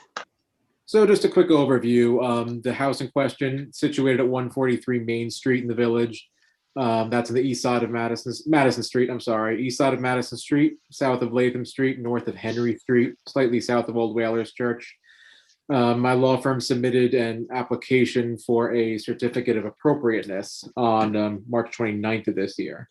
And we're requesting the board's approval to re-shingle this dwelling with a pre-stained gray cedar shingle consistent with the exterior of other properties in the neighborhood, and a replica, if you will, of such shingle right here. Also submitted with our application was a report by Brad Hammond, who is West Hampton Beach's building and zoning administrator, formerly a chief building inspector in Riverhead and Huntington. And it's Mr. Hammond's professional opinion that the existing shingles on this dwelling are in poor shape, not only just cracking and broken in several areas, but there's also severe deterioration in a few other spots. And on top of these issues, he also believes that the shingles that are there presently were improperly installed to begin with. These shingles are not original to the house. The house is 19th century, but the shingles are most likely from the 1950s. As I said earlier, the shingle sample as provided is just a very basic gray cedar shingle. Just in a little bit of a furtherance, the village code provision says that property owners of historic properties or dwellings within the historic district should not let their properties fall into any state of disrepair so as to cause a detrimental effect on the character of the district. And it's our belief that the replacement of the existing deteriorating and rotting shingles with this new batch of shingles, if you will, is both keeping with the historicity of the house and the integrity of the area, and will also serve the homeowner's purpose in protecting the integrity of the structure. Is that your presentation? Yes, sir. Okay, great.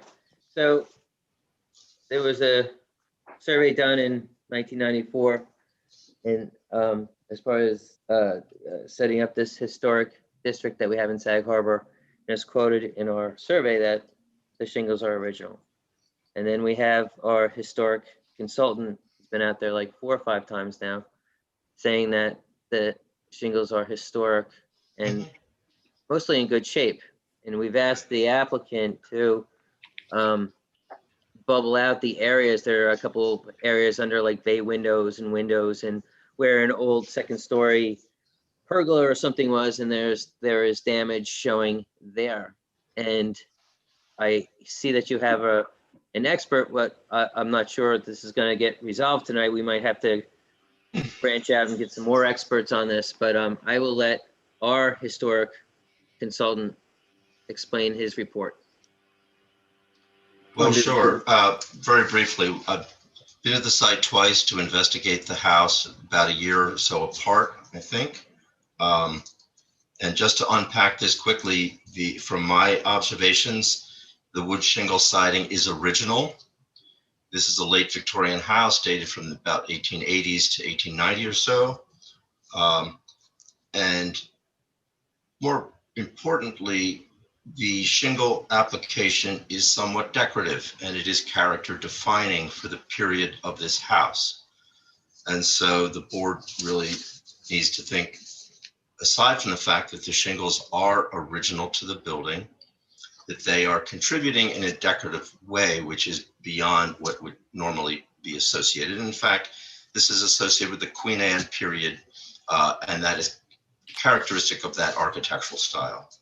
We did observe that there is deterioration to some of the shingle siding, and it's very specifically associated with areas in which siding is vulnerable. It is in areas where it comes into contact with a projecting bay window, where it wicks up water and it therefore accelerates the rot. These are areas that are very easily corrected. There's no need whatsoever to replace all of the shingle siding on this building. It must be less than 5%, I would guess. We could quantify it. That is evidencing some rot. There's also, because the south-facing facade, which is adjacent to the driveway, south-facing walls are oftentimes more vulnerable because of the sun exposure. And you can see on the lower course or 2 of the shingle, where it overhangs the foundation, the water has run down and been wicked up by that lower course of shingle, and that is beginning to rot. That could be easily replaced. So my recommendation would be for the applicant to come back, as Dean had suggested, and to, with facade elevations, identify those areas where the shingle appropriately should be replaced, but to largely retain the siding that is there, because it is in fact original. Okay, well, just to clarify, so the board would be amenable to some sort of plan where only the most distressed sections of shingle to be replaced. This has, just for the record, this has been said to the owner several times. I mean, I literally said you could take photographs of all 4 sides and bubble out the areas that have to be replaced, and then submit that to us. I mean, we weren't belaboring this or asking him to do any jump over any hoops or anything like that. But the fact that he wants to replace all the shingles is disturbing, because we are a historic and preservation board, and it's stated by several historians that this is original to the building, and most of the shingles are in good shape. So it's, in our eyes at the moment, it is a scrape and paint project. I mean, I understand the idea behind scrape and paint. My concern is, though, as with all wood, scraping and painting wouldn't remove rot and wouldn't remove any underlying structural defects. And originality of the shingles aside, it's our expert's idea or his professional opinion that these shingles weren't properly situated in the first like I place. said, I don't think this is going to be resolved tonight, but I think we'll have to review the credentials of our experts, and maybe we might have to ask for more. As I said, it's very important here that we are a historic and preservation board, and we have two noted preservationists that say that these shingles are original or in good shape. We did recognize some areas of rot, and there's a whole Secretary of Interior's to handle these situations that far with the areas. And if you would like to entertain bringing in a historic preservationist regarding this area of expertise, of course, we would entertain that. It's probably cheaper to rip all the shingles off and put this pre-stain thing on, but that's, we're here to preserve this wonderful village, and as long as we can. And that's This I understand. I that's our think, job. Just as a side note, I believe that the concern is the preservation of the overall house in my client's eyes, being that a faulty siding could let water seep in, rats, mice, what have you. So, he's very concerned about the integrity of the siding. We just have to go with the science and the experts. We've heard it all for why people have to rip out, historic windows, but I'm not going to belabor you with that. So we just need to go with everybody's war chest and figure it out. And it's a fight to keep this place intact. And Understood. That's what it is. So going forward, you would entertain photographs at least with areas to be replaced, clearly depicted in some sort of fashion, Yes, sir. if not full elevations. Oh, full elevation photo. I mean, the extent of the rot that we saw was not terrible. So we're not asking for like architectural drawings, but you could depict this in photographs. Okay. Correct, Zach? Yes, that'd be fine. Sure.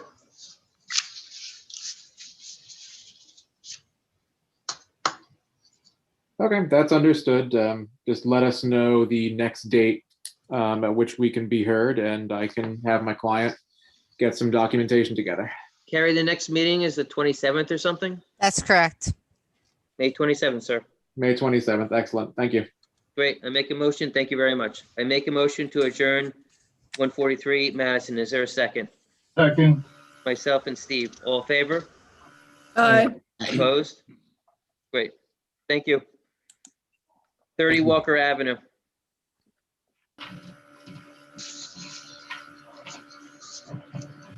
Frank, are you on?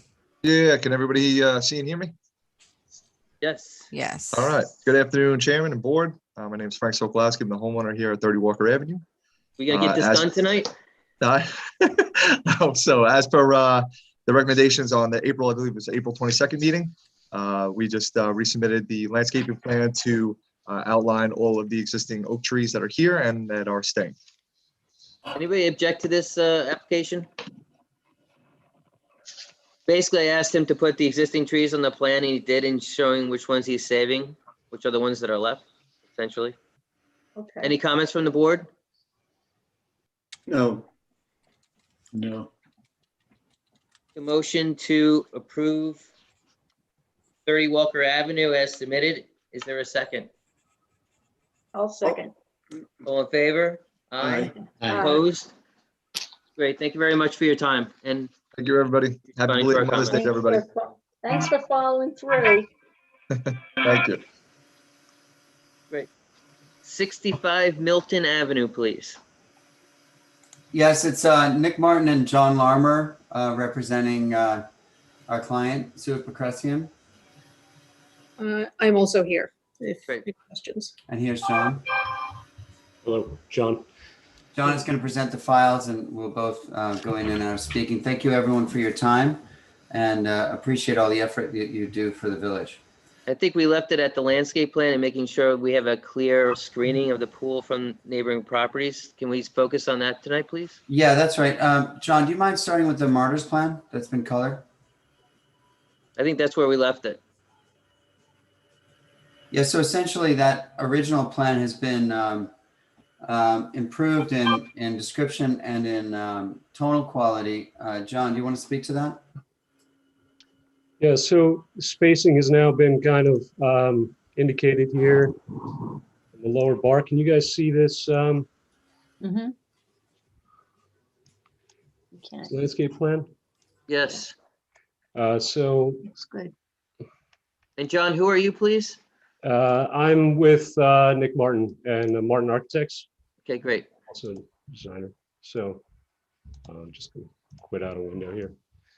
So we've color coded species specific trees, and then the existing trees that are to remain are just kind of left as EX circles without any color coding.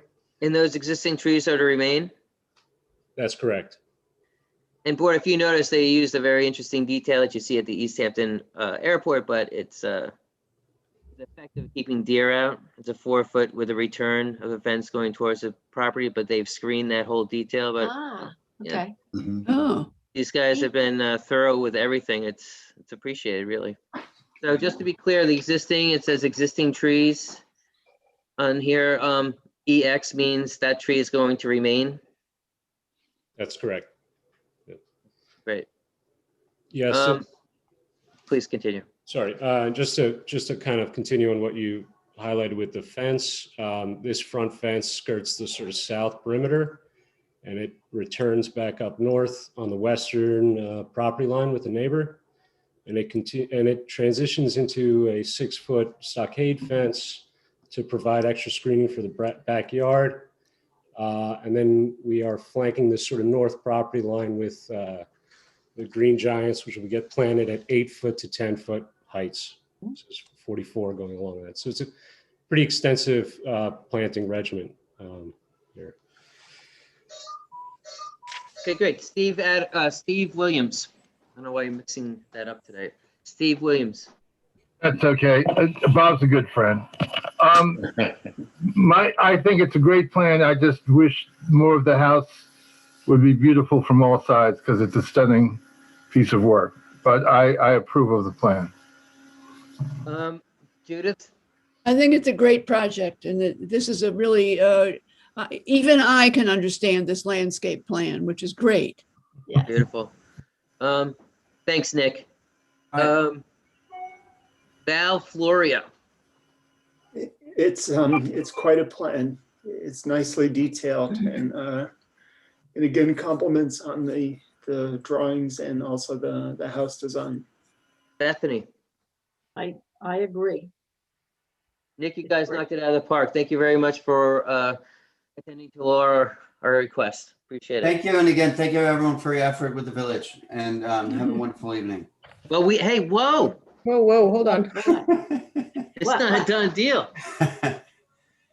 We have to vote. He wants to get the hell out of here.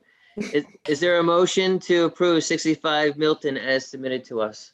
So moved, Mr. Chairman. Is there a second? I'll second. I'll second. That's Steve and Judith. All in favor?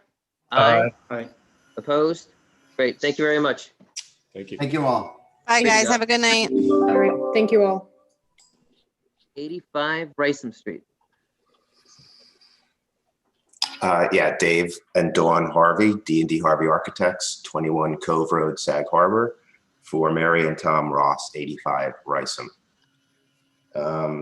Essentially, it is an interior renovation, kitchen renovation, with the modification of an existing great room by changing it from its original state to more of a sunroom.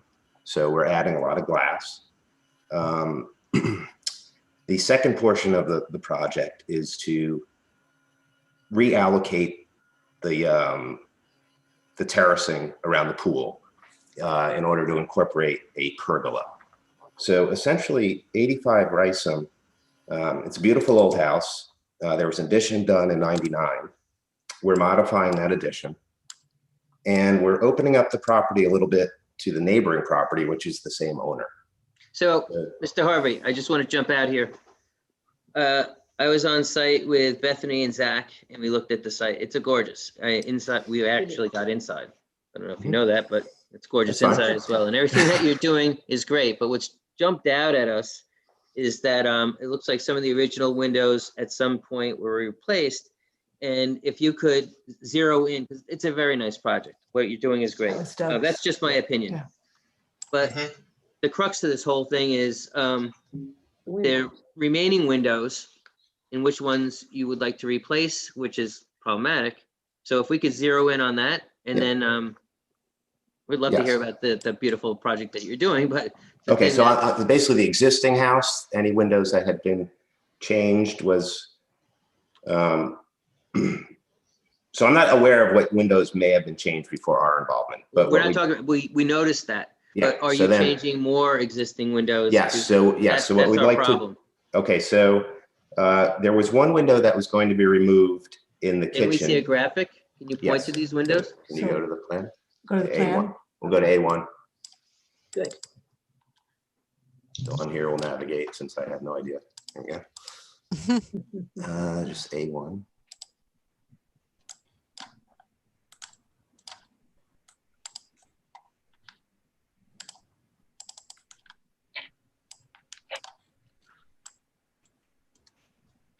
Okay, so let's start on the first floor. So there's a double window that was planned to be removed in the kitchen, but what we've decided to do there is actually just leave that window exactly as is.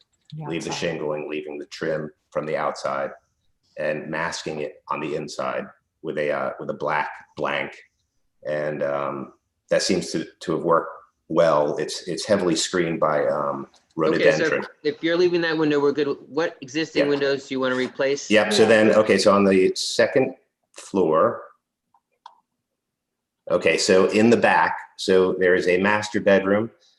There is one window that is facing the neighbor in the rear yard, and a window that's going to be removed. But again, we've also decided that if that were to be problematic, we could leave that window also.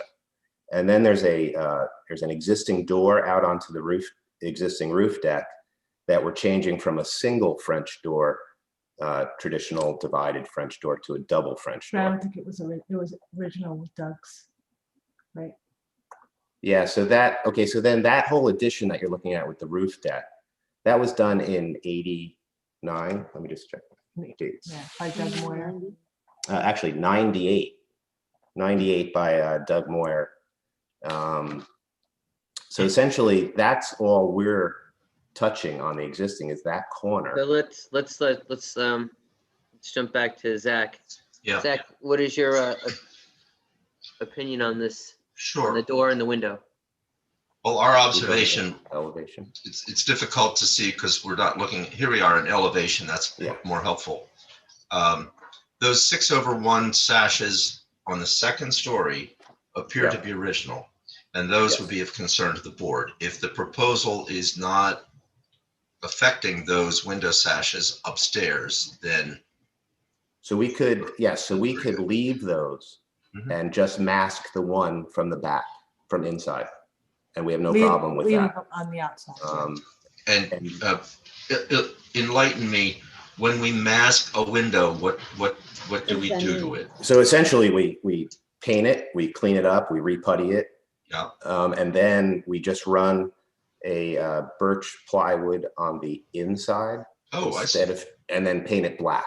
Got it. So it essentially just drops away.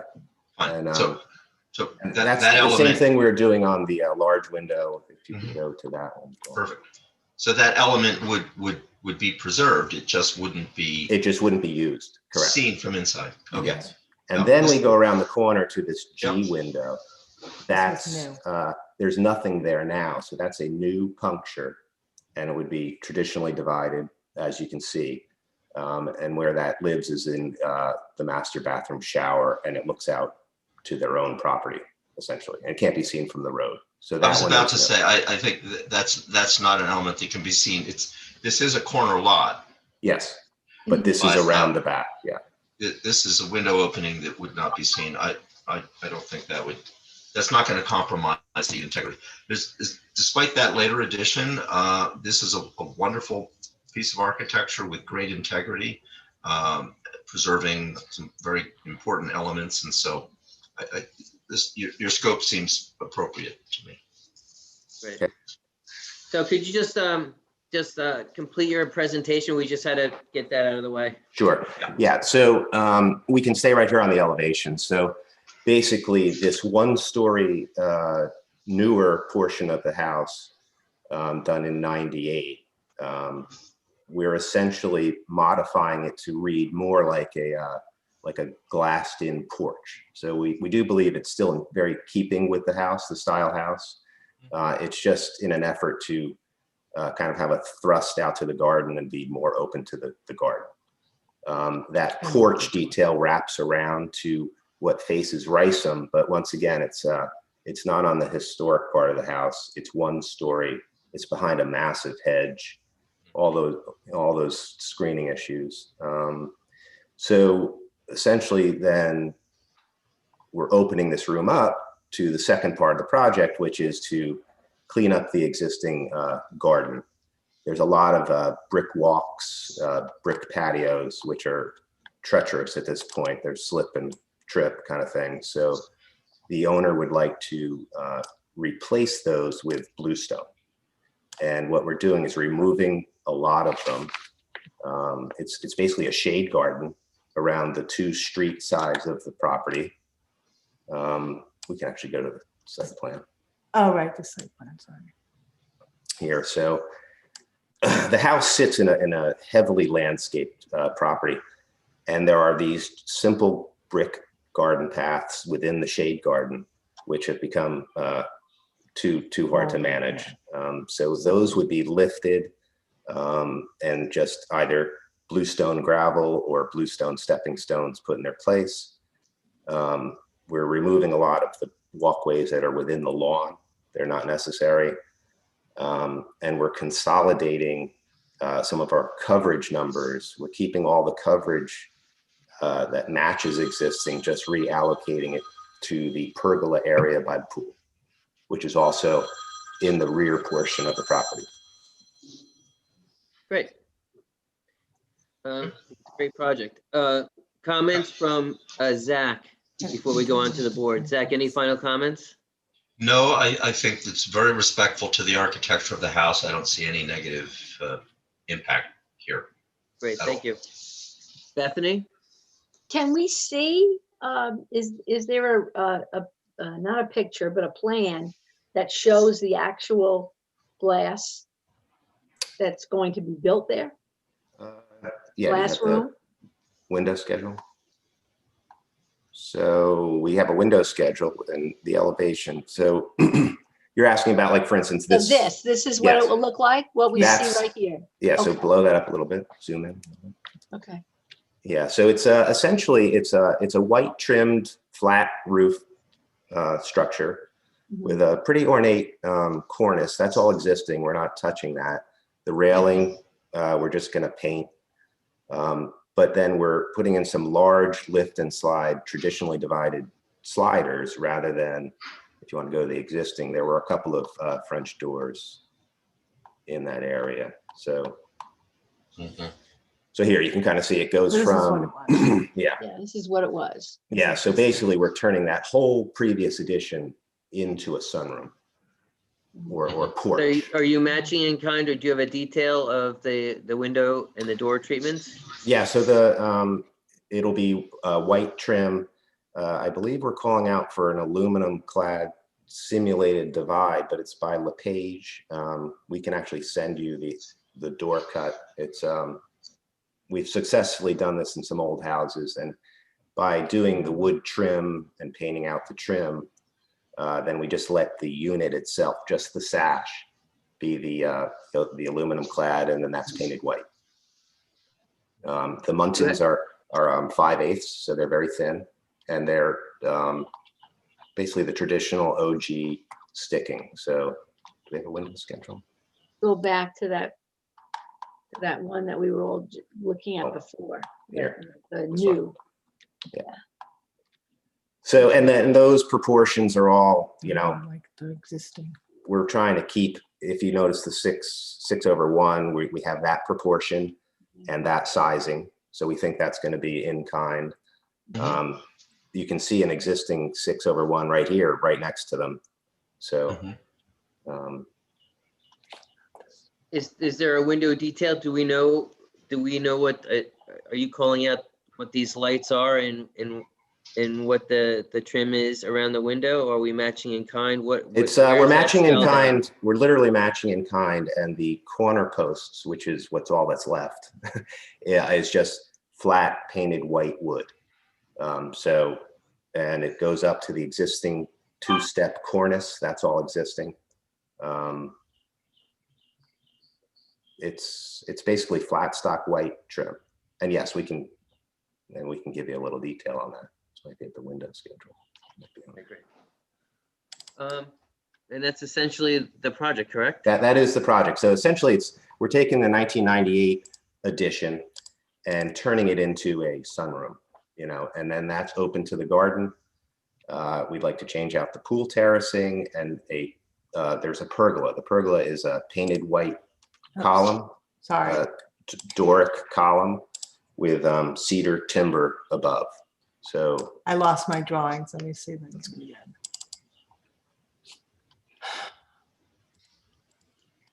this, in the plan, you'll see this. Can you see the plan now? Not yet. All right. Let's see. Thanks. a bit.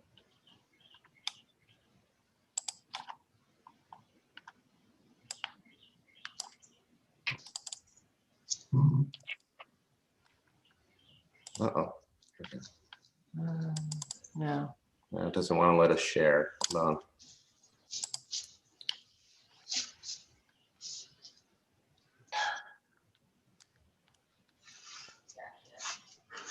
Huh.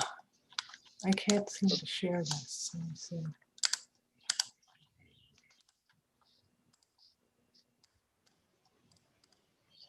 Al Florio, comments about this application?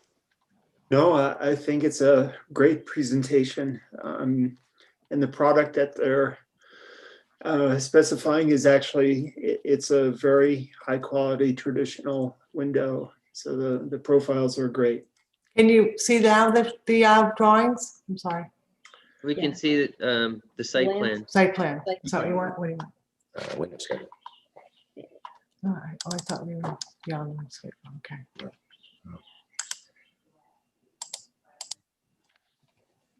Here's a little bit of a description, but yeah, as Val can attest, it's a go-to of ours for when we're renovating traditional homes. So go ahead. Steve Williams, do you have comments? I think it's really nicely done. Understatement is always better, and I think this is well done. Bob Adams. I think this is a great job. I came by the house today. It's a nice place. Very good. Judith? I think it's great. This is a beautiful old Queen Anne, which, as I recall, was built in the 1890s as a summer cottage. Cottage in quotes. I want to ask if the stained glass window is still in the staircase. Yes, it is. Yay! Go to images. Oh, I'm so glad. I think your plan is excellent. Bethany? Thank you. I think it's great. Could you go back to the site plan, plan with where it says the neighbors with the name Deering? Yes, that should be changed because That's what I'm wondering. yeah, I got that from an old. Based on an old map, or that's on the survey, and we just didn't go erase it. So now that neighbor is the Rosses own that property also. This property here. yes, that's what I thought. Here, and then next to them is that little yellow house, right? Yes. And that's, I'm just looking at it and going Deering, you know. But yes, and Yeah, some of these yeah. surveys are old. No, I understand. And the back now, he owns that. I mean, we could see that when we were check I in mean, with. the other thing they want to do is replace or put in new evergreens along their side property. They had some damage this winter. Yeah, deer and ice, but that's, Just along the property line and I think, yeah, and then over here replace some evergreens that, yeah, similar evergreens that were damaged with the ice. Will that be another application, Dean? No, it's, we walk, you know, it's basically completely screened this property. They're just adding, like she yeah, they're said, really again, just kind of freshening up what got mowed down this winter. So. pretty much. So I guess the question to you, do you want to just make these amendments to your drawings and do this in 2 weeks? Or do you want me to take my wonderful penmanship and mark up your plans and go for a vote? And see You how can mark up. I have no problem with the marking. We agree to not pulling those windows as we said, and yeah, essentially then everything else seemed to be appropriate. Okay. I'll go to a vote. Is there a motion to approve 85 Rysam with retaining the original windows as stated today? And I'll put that in the comments if this is the case. So moved, Mr. And Chairman. an approval. Okay, is there a second? I'll second. All in favor? Aye. Aye. Opposed? So that was Steve and Judith. Thank you very much. Okay, great. Thank you, guys. Thank you. Thank you. 49 Main Street. Hey there, Dean. Oh, Mr. Berridge. Whoa. Hello. Good afternoon, Chairman, I should say. Mr. Chairman and other fellow board members. Are we in New Zealand today or in Sag Harbor? What does it look like? What have I got on my screen? That could be New Zealand. It's hard to tell. I see some waves back there. There's an ocean. It's New Zealand. You know, my bedroom's too messy. Anyway, so I can share screen if you want. Please. Go for questions. Oh, you want to share screen? Okay. Do I need Carrie to do that or? Can you Here do we it, go. Dave? Carrie, Yes, can you give him permission to? I gave him There we go. permission. There we go. He had permission. Okay, there we go. Okay, so you've got the one sheet I have, which basically shows the plan and some technical stuff. And there was 4 little screenshots of the 3D of the inner courtyard. Now, I believe Mr. Chairman and Bethany and went to the site and saw what we've got. Can you just refresh us and tell us what this project is? Yeah, well, as you know, there was a lawsuit served to a lot of businesses in Sag Harbor about complying with the ADA. So we are responding to that lawsuit. We've modified a bathroom to comply. And actually, Carrie, there was another application for signage. Is this part of that, or is that something different? Does this... It's all one. All one. Okay, so I can bounce to the signs if you want. So we're basically putting a sign on the front of the porch. Whoa, Dave, Mr. Berridge, I'm sorry. There's a lift involved. You just tell us exactly. We know you want signage. Okay, well, okay. So then the next portion of this is installing a lift in the inner courtyard between Main Street and Division Street. As you know, there's the old hotel building, and there's also a service building on Division Street, 114, and there's a courtyard in between. There's a breezeway between goes under the new building into the courtyard. And as you can see on my screen here, you come down some steps and there's a brick wall here, which I can show you some pictures. So that's this brick wall here. Mm-hmm. So basically this brick wall, we're going to be taking down to the level of the top landing. And where this table is sitting right now, we're going to be putting a 3-foot by 4-foot stair lift into that space. And here's the 3D, and basically it's going to do that. We'll take the wall away, put the stair in, and put a little siding around the stair so it doesn't look like a handicap lift, and just a few little posts to hide the lift. That looks like the menu. That's fantastic. Make a plan while you're being lifted. You can also check in with Vinny. There you go. That's Awesome. hysterical. There he is.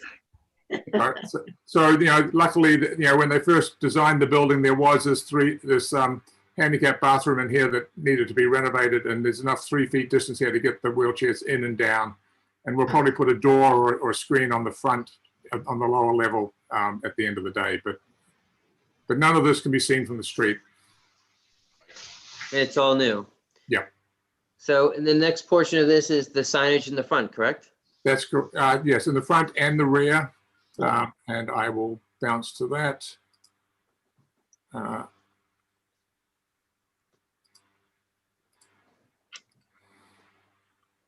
Zach, any comments? No, I mean, this is an interior improvement and it's code sort of recommended or mandated. It has no impact on the historic facade at all. So basically, on the front of the building, they're actually there right now. There's just a button for attention and the wheelchair access sign that were required by law. We are looking at your 3D rendering. Yeah, the same that you started with. And then well, that's the contractor, and then on the rear, we're just having we're designating a handicap parking spot here, and there's the appropriate signage. Right. We don't see anything, David. We don't see what you're pointing at. We're still on the lift. Okay, that's strange. Let's see. Hasn't changed. I see it. Well, let's see if I can just get rid of some of the stuff it's saying. You mean to say what I see, you can't see? Right. Did you hit new share, David? Yeah, I probably didn't hit new share, but let's see. Where are we here? Yeah, I've lost something. What have I lost here?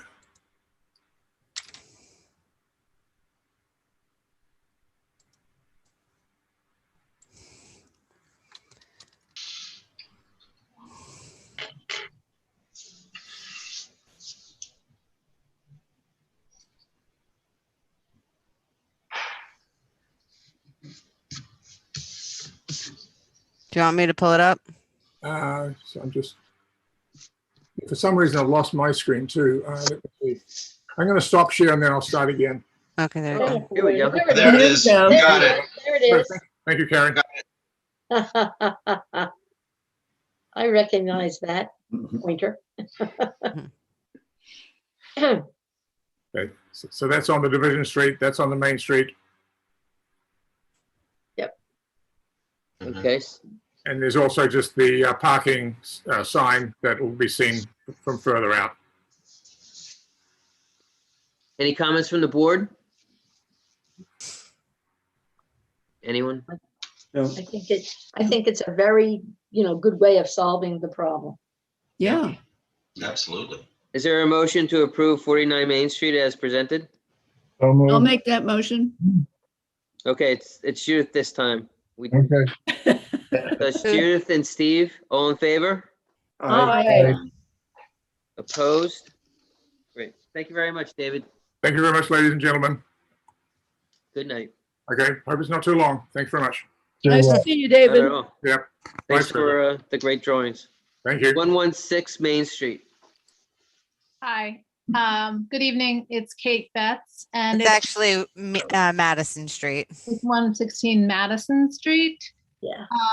I'm just here this evening to ask for approval for a new roof, which is in kind and in the exact same materials as our old roof. You have some photos or something? Cedar shingles. Carrie, I think there was a photo submitted by the builder. Are you able to share that? Yes, hold on one moment. Thank you so much.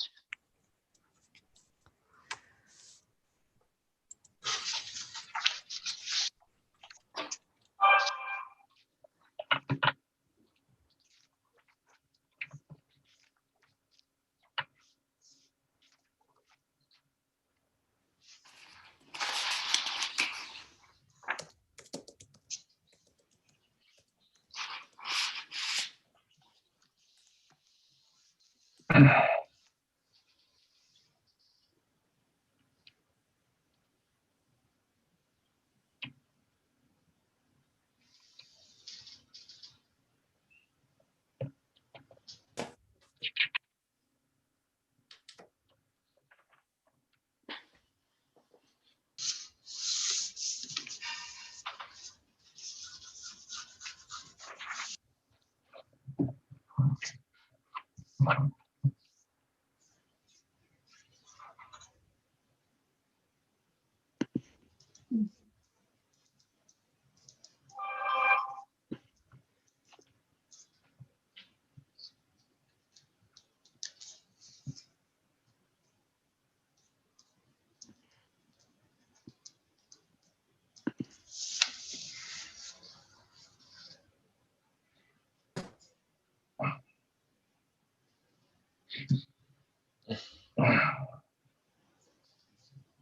on.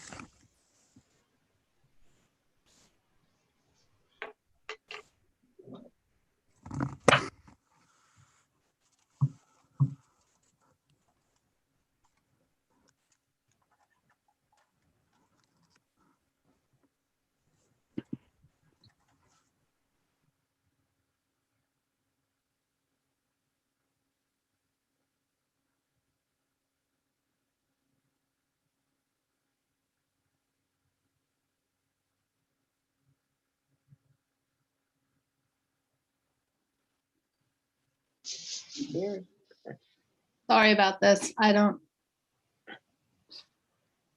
It's basically the exact same roof that we had before.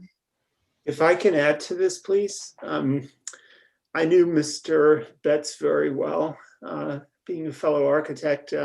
We also live on Madison Street, but I know the house. It's been meticulously taken care of for years and years. I know Chris Kulikowski, who takes care of it.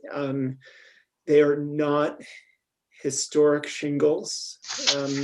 He's replacing in like and kind whoever is doing the work. So this is different than the folks on Main Street who took the siding off of their house or wanted to replace their historic shingles. These are just typical roof shingles, which they go bad every 15 to 20 years. And I make a motion to approve this re-roofing. Hold on. Are there pictures or anything? I don't know what happened to Carrie. I mean, I can show you a picture of the front of the house, but you can't really see the roof. I know that my builder submitted a picture that of the aerial view of the roof. And I think that's what Carrie is trying to upload. I'm aware of it, and it is like in kind. It is literally an exact same roof. That's all I can tell you. It's cedar shingles replaced by cedar shingles. And you can see these.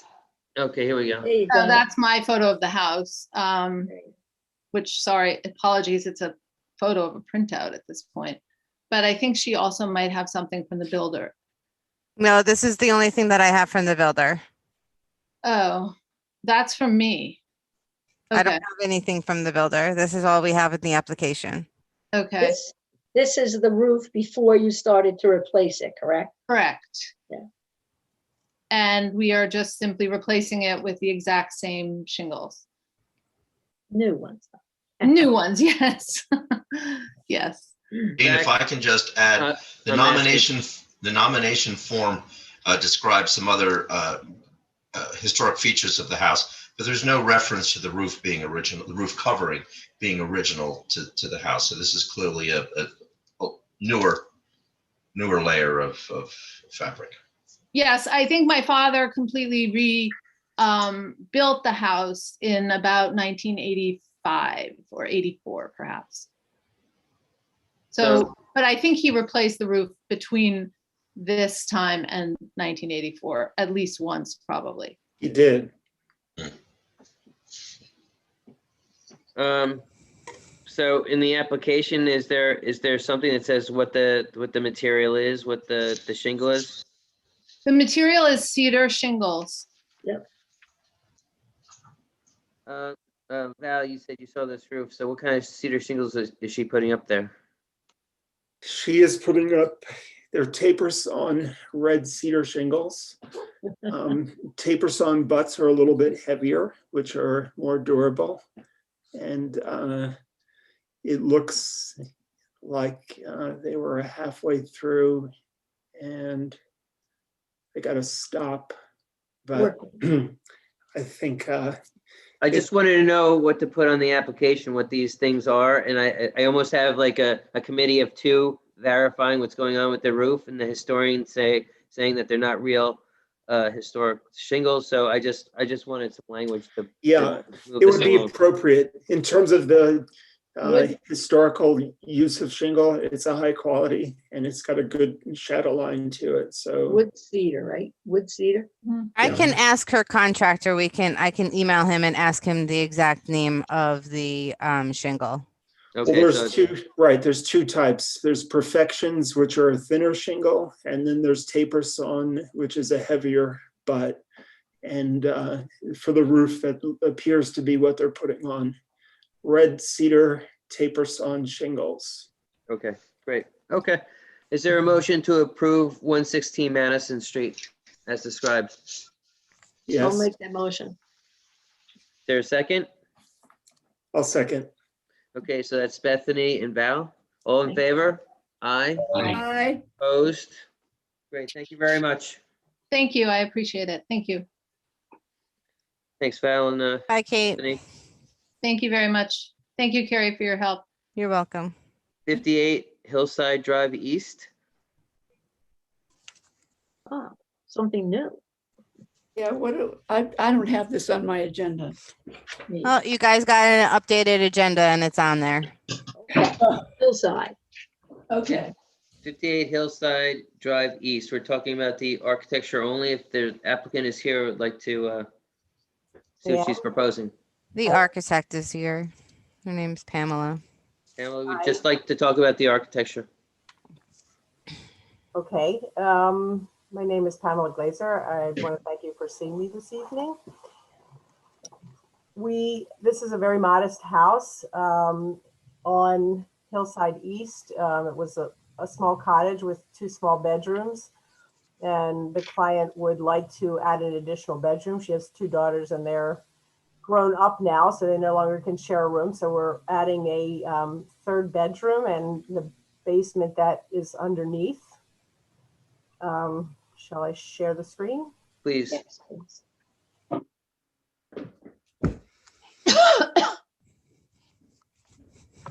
This is actually new business. I'm sorry, Kara, is it new business? Yes, it is. Yep. Thank you. Can you see this or? We cannot. Okay, hold on.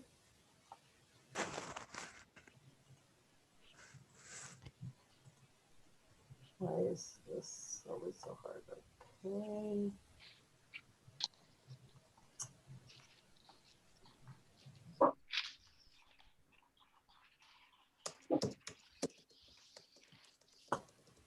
There you go.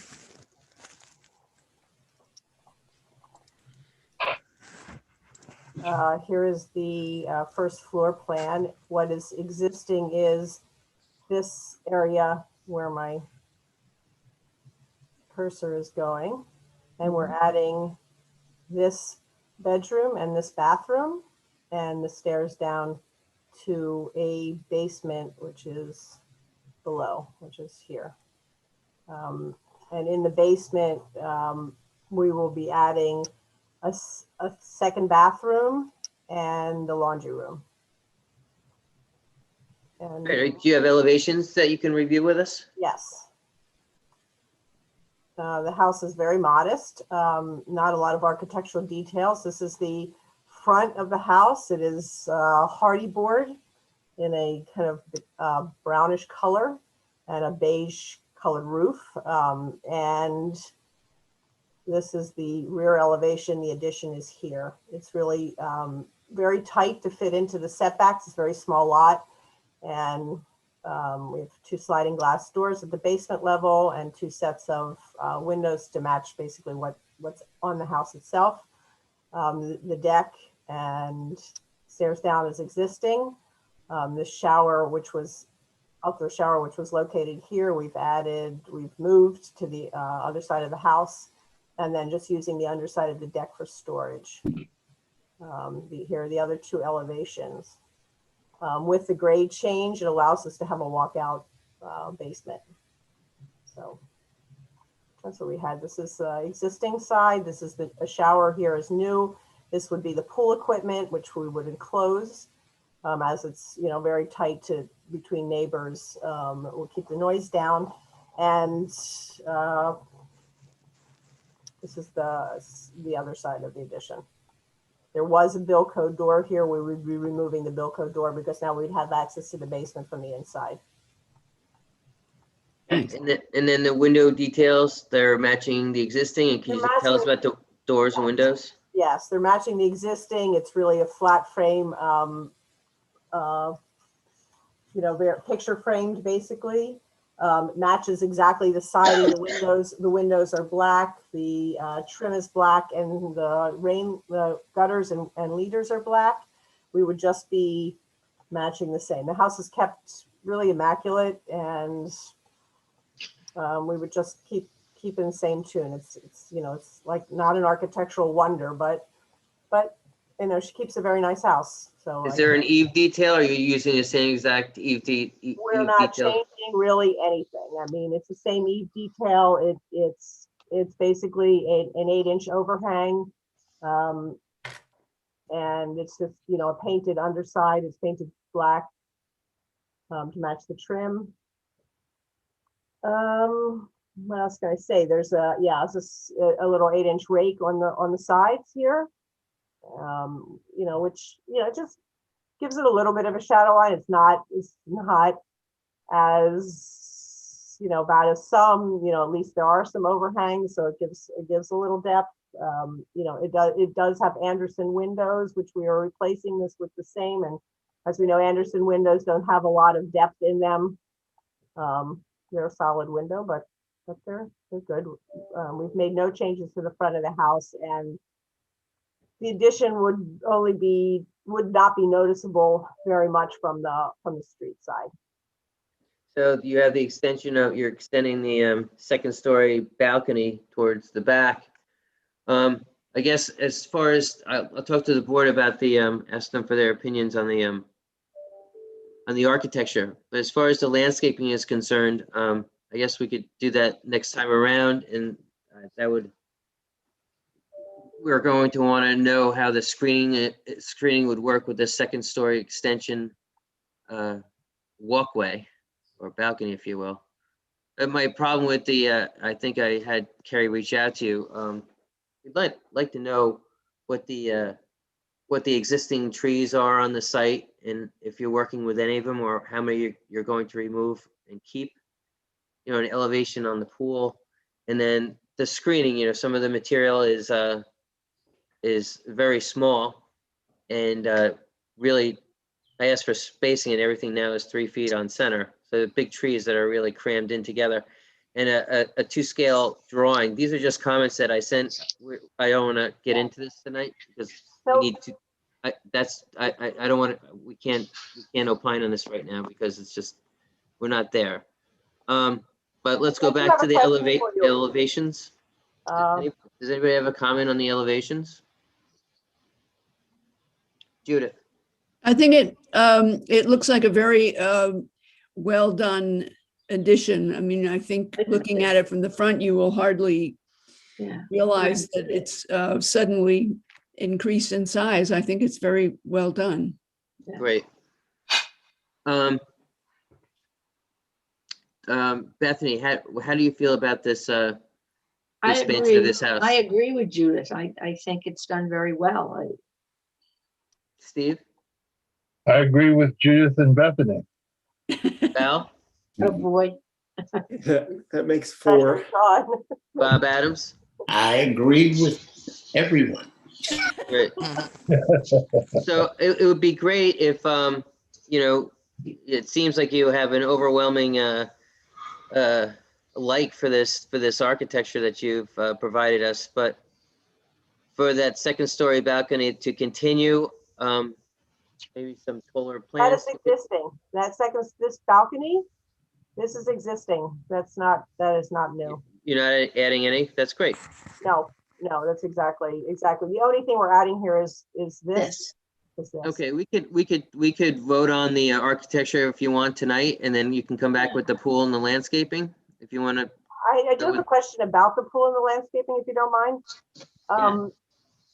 This project does not afford the the luxury of hiring a martyrs to do a very elaborate landscaping plan. I am doing this minimally as possible. If you would like us to vote on the architecture, I can do that tonight, and then we can talk about the landscaping another time. There are some. Chairman, can I just make a comment in that the pool is existing, correct? No, the pool is new. Oh, so the pool is going to go in also? Yes. Oh, I'm sorry. I didn't. We can Yeah, I'm discuss sorry. the architecture, and we can review notes before the next meeting Okay. if you like. We need to move on. Yeah, If we you haven't. would like done me the to land- vote on the house, I'll Yes, take it to a vote. Yes, please, because it would allow us to keep moving. Okay, is there a vote to, is there a motion to approve the architecture only of 58 Hillside Drive East? I'll make that motion. Okay, Is there a second? second. Okay, so that's Judith and Steve. All in favor? Aye. Aye. Opposed? Great, thank you very much. Thank you. Okay, we're on to discussion. 14 Rogers Street. Okay, good evening, members of the board. Can you see and hear me? We Yes, we can. can. Great. Yes. All right. My name is Alex Stone, owner at 14 Rogers Street. I have prepared a little presentation here, so I'm going to share screen. Is that okay? Please.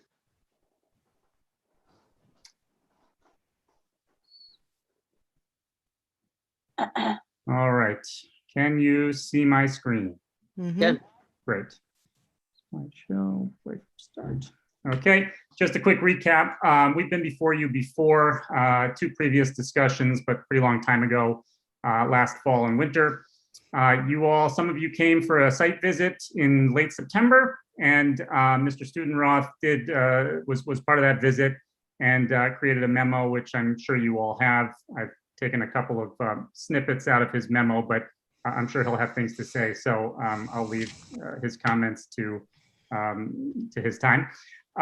Quick recap of what's happened since we last spoke to you all. We went through the ZBA and we did get some variances. So we got a variance to lift the residence by 2 feet, to enclose the side and rear porches, to expand our parking court. We got a little bit of setback relief to make the parking court slightly larger so that we could fit a second vehicle. And then the board formally granted the existing lot coverage, which had already been CO'd. So a quick project overview here. There are kind of 7 things that I think over the course of the next several meetings with you all, we're gonna need to discuss. The front of the house, we'd like to move the front door. Okay, excuse me, sir. Yeah. If we can go directly to elevations, we understand graphics. Okay. So one thing with pictures too, is it okay to look at some historical pictures to give you a sense when we look at the elevations as well? We really want you to tell us what you want to do. Yeah, because one thing is, last time we spoke, there was this, Mr. Studenroth was of the opinion that the door may have always been in the location that it is now. But we recently came across some construction photos from when the property was renovated in 2008. It was an extensive renovation, as you can see here. This is what existed in 2007, and this is what it became in 2008. The door appears to have originally been on the front of the house, and so I just wanted to bring up that point that this is information we did not. Let's stop and go through these things. Zach. Yeah. Comment? Well, I mean, obviously we're all seeing this for the first time. My comment would be, without looking more closely, that the front door evidence was an alteration to the original house. I think the overall symmetry of the paired windows upstairs and down, getting back to that construction photograph, that appears to be the original condition. Isn't there a comparable house next door? I think there's a reference, an architectural reference, but I would say that evidence suggests that was a door that was cut in later. Okay, so Mr. Applicant, do you disagree with Zach's assessment? Are you able to hear me? We can Yes. now. Yep. sorry, Mr. Studenroth, you said there's a comparable house next door, right? I was asking, I seem to remember that there was a similar or a comparable house, if not next door, on the street or not. Okay, that matter aside, the photograph that we just saw that showed the house under construction. Yeah. Can we go With back? the, Can we go back to that one? Yep. yeah, with the evidence of a door in the front wall. Yeah. That middle picture, that doorway, just on the basis of the picture that we're looking at, does not appear to be original to me. It's way, just visually, it's way too close to that centered pair of window openings on that front facade. And the picture to the left, which shows the doorway leading into that side L, is a plan that we're familiar with here in town. There's more than one example of this house type. And I believe that shows you the condition. The house question- the house that's next door though, Yeah. you know, they added an addition onto it. So it's hard to say, but her door is on the street side, is on the front, is not in the place where. Okay, then cancel that observation. We're only talking about this house. This is a plan in which that front door, we have other examples in the village of houses that have their so-called front door situated into a side extension such as this. So can we go to the proposed, what you're proposing? Yeah. That'd be helpful.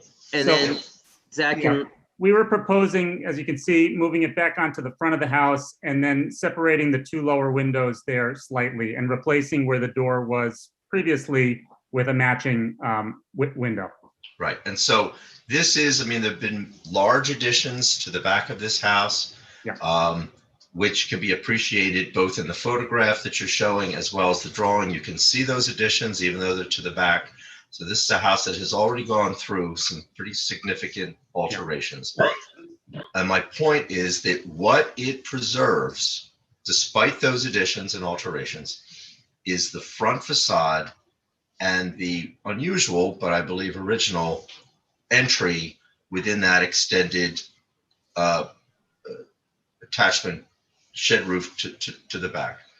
What Okay, you're so that- proposing, what you're proposing is to effectively transform and alter all that is original to the house, and the house is a contributing building, and I would suggest that those are not appropriate. can you continue with the other sides of the house, the other elevations? And then we'll circle back. We have to, review this with the board. We have Zach's assessment of the front. So can we visit the other sides? Sorry, can you say that again? I don't know what's wrong with my internet, sorry. Okay, can we just go to the other sides of this house? Yeah, sure. Other elevations? Sure. Oh, mute that again. Okay. These are the north and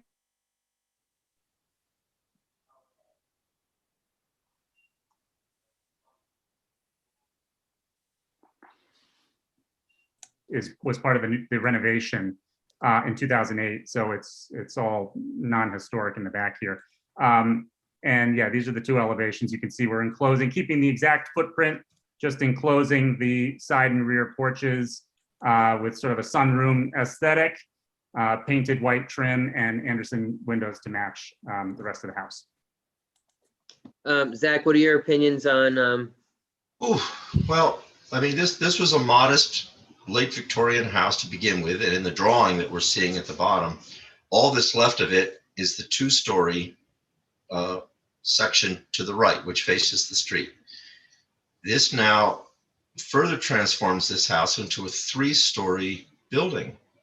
And all of that structure added to the back is visually quite massive, and I'm losing track of what the original building was. And I realize that a lot of that addition has already been constructed, but at the very least, it doesn't overwhelm as much as what's proposed, the original house. So I think this is kind of getting out of hand.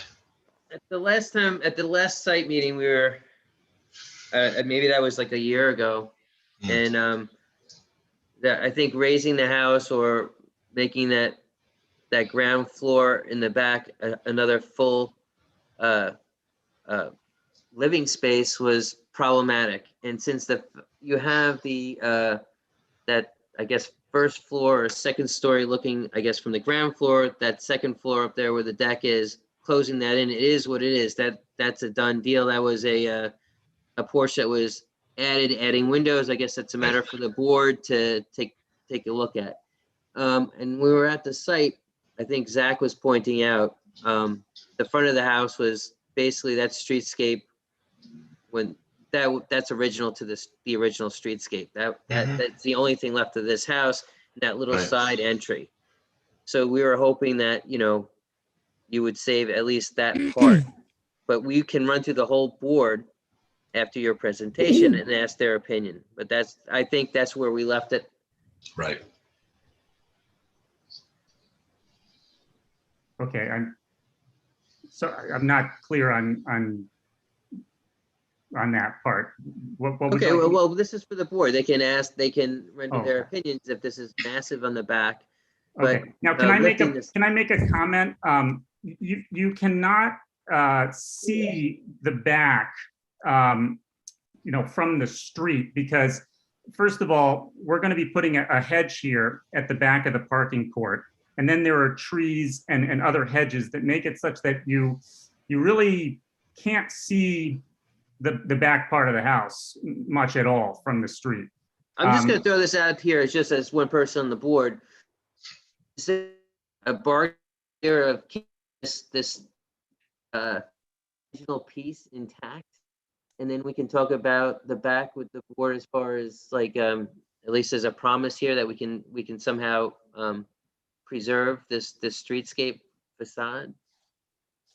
Are you asking me? Yes. Is there wiggle room to preserve what we're looking at right now? Sure. I was under the impression that was pretty clearly a door from the renovation. I'm really not so sure that the door was in this side portion. But sure, if that is of critical importance.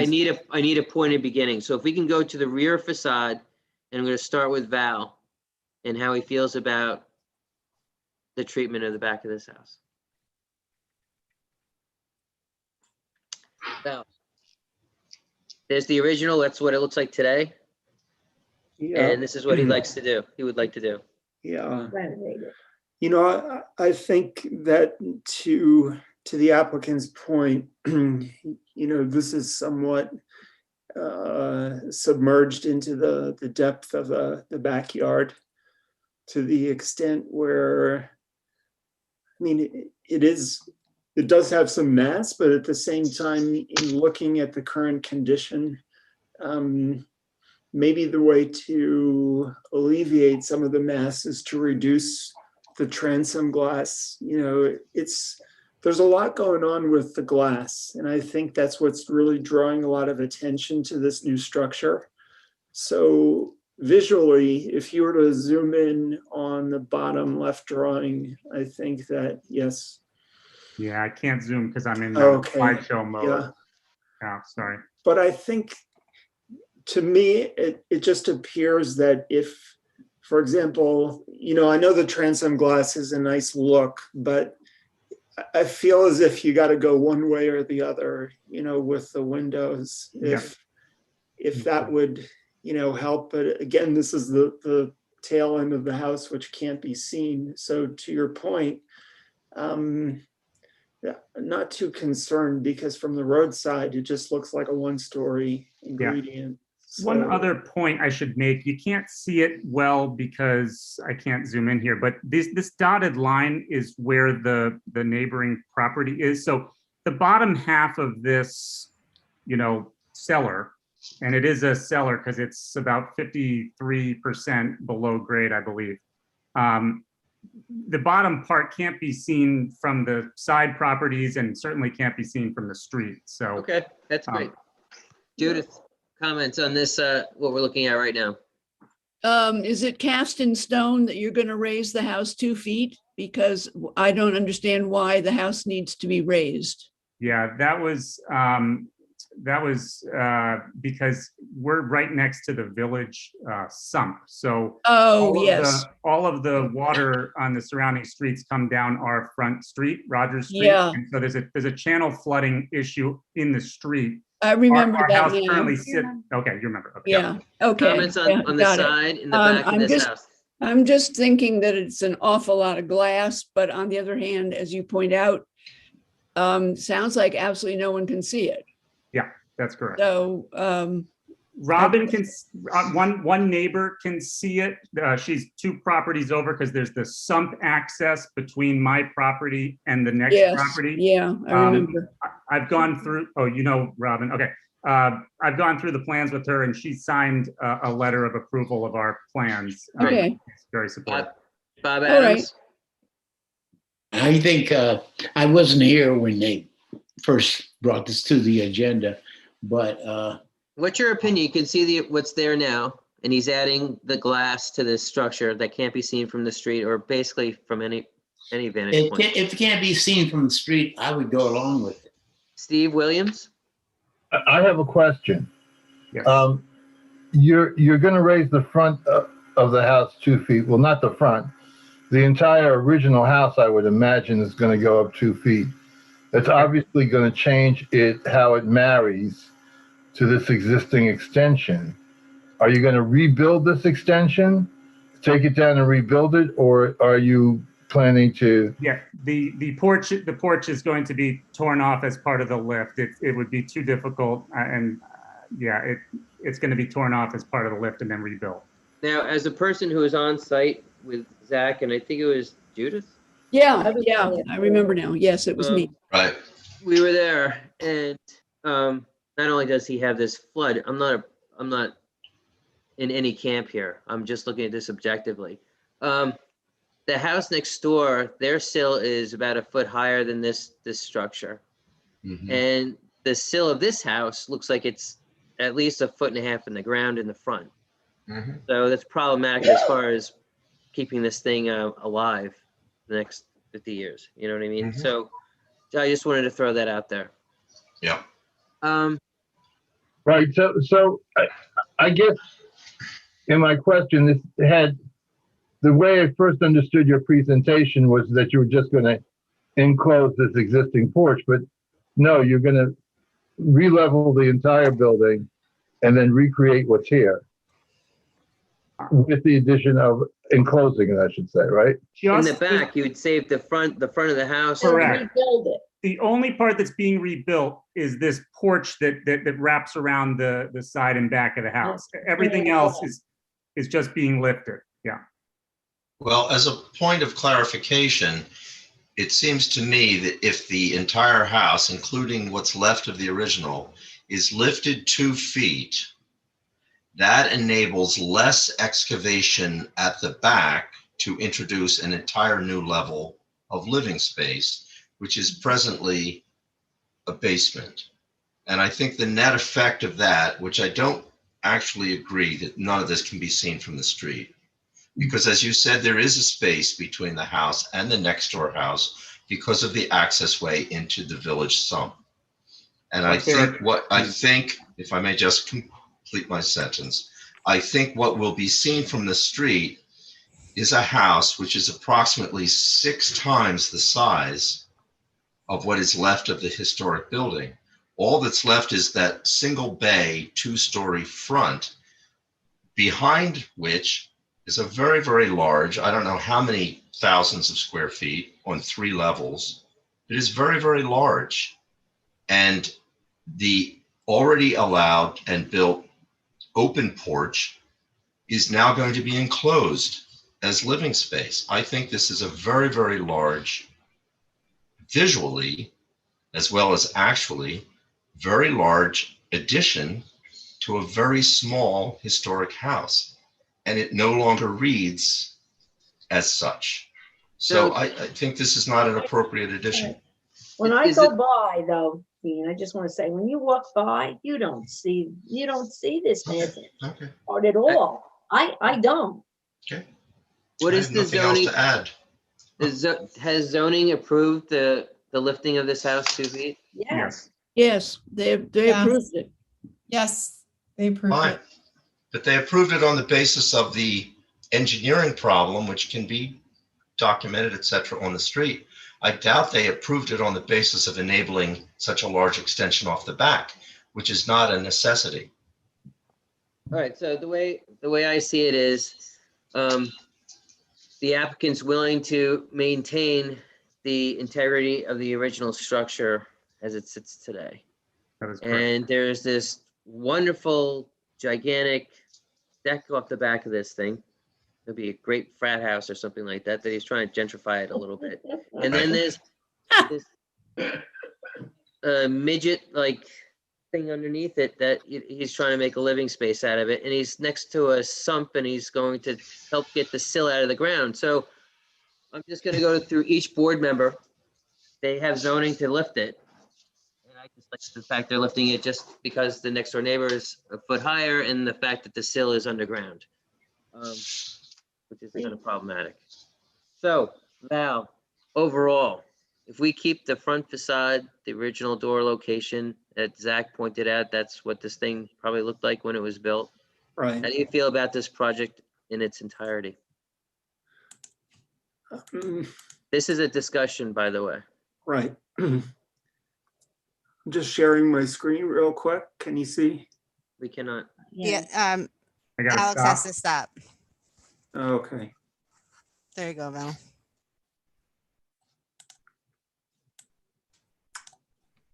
There you go. We lost it, Val. Okay, I'll go back to it. Back on. Yeah. So to what Zach just said, right where that shed roof comes down on the front, I think is a clean break between this proposed construction and the existing house. And, you know, as you go a little bit further down the street, it's really difficult to, like, there is a big addition to the back, a non-historic addition. But as you pass this little cottage, I think a condition of the approval would have to be some sort of screening to the historian's point that there's a break and that you don't really see this addition, so it truly is concealed from the road. Yeah, we're going to be putting a very tall boxwood hedge right where, next to where the door is, to separate the parking court from the back of the house. So it's going to connect from like the tree that you see there on the left Okay, over to the that's house. he just made a great suggestion. I need to keep this moving along. We're getting comments from the board. Bethany Dearman, as the entire house, the addition and closing it in and all lifting it, how do you feel about this whole project? Well, I'm also very interested in that front with where it looked like the door was. And I think it would be so interesting if from inside what you could find. Maybe it wouldn't matter. And I do usually bow to my friend Zach, because I know he's the pro.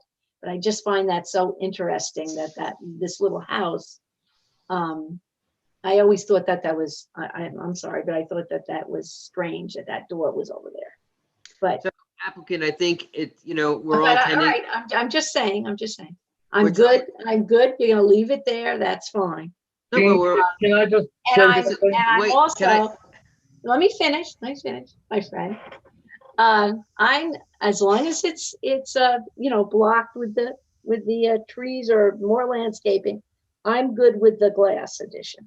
1 minute, Steve. Yes, sir. So, you know, these comments have been made. This is what we feel maybe this house looked like when it was constructed. But to Bethany's point, when they start, or there could be a forensics done. We saw the picture from the outset of this, that there were some fenestrations, that weird ones. Maybe there's something on this left side that could help solidify your point that wasn't the front door. So this is a discussion. There's time to, you know, revisit this again, but it seems at this point, if we can keep this piece, this original piece that we feel is original intact, it looks like you have some entertainment in the back from the board. Steve? So Zach, where I was going with raising the house, Zach, was I'm wondering about the roof line that's supposed to be, I guess, subservient to the original roof line. Yeah. And that going up 2 feet.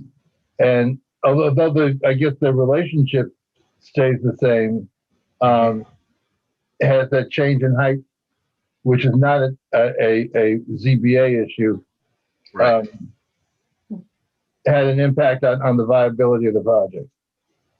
Well, I mean, we understand that there's an engineering problem which has evolved subsequent to the building of the house.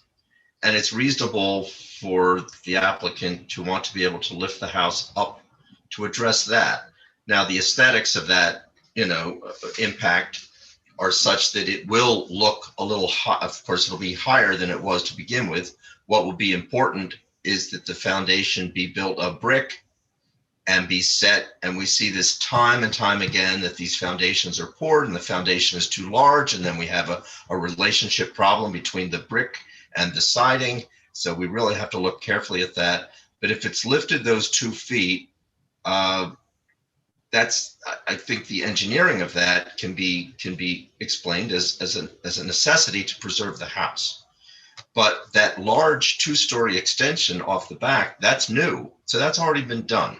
And so the damage has been done, if you will, to this historic house, which has already been transformed beyond its kind of lovely, modest proportions to begin with. There's nothing we can do about that.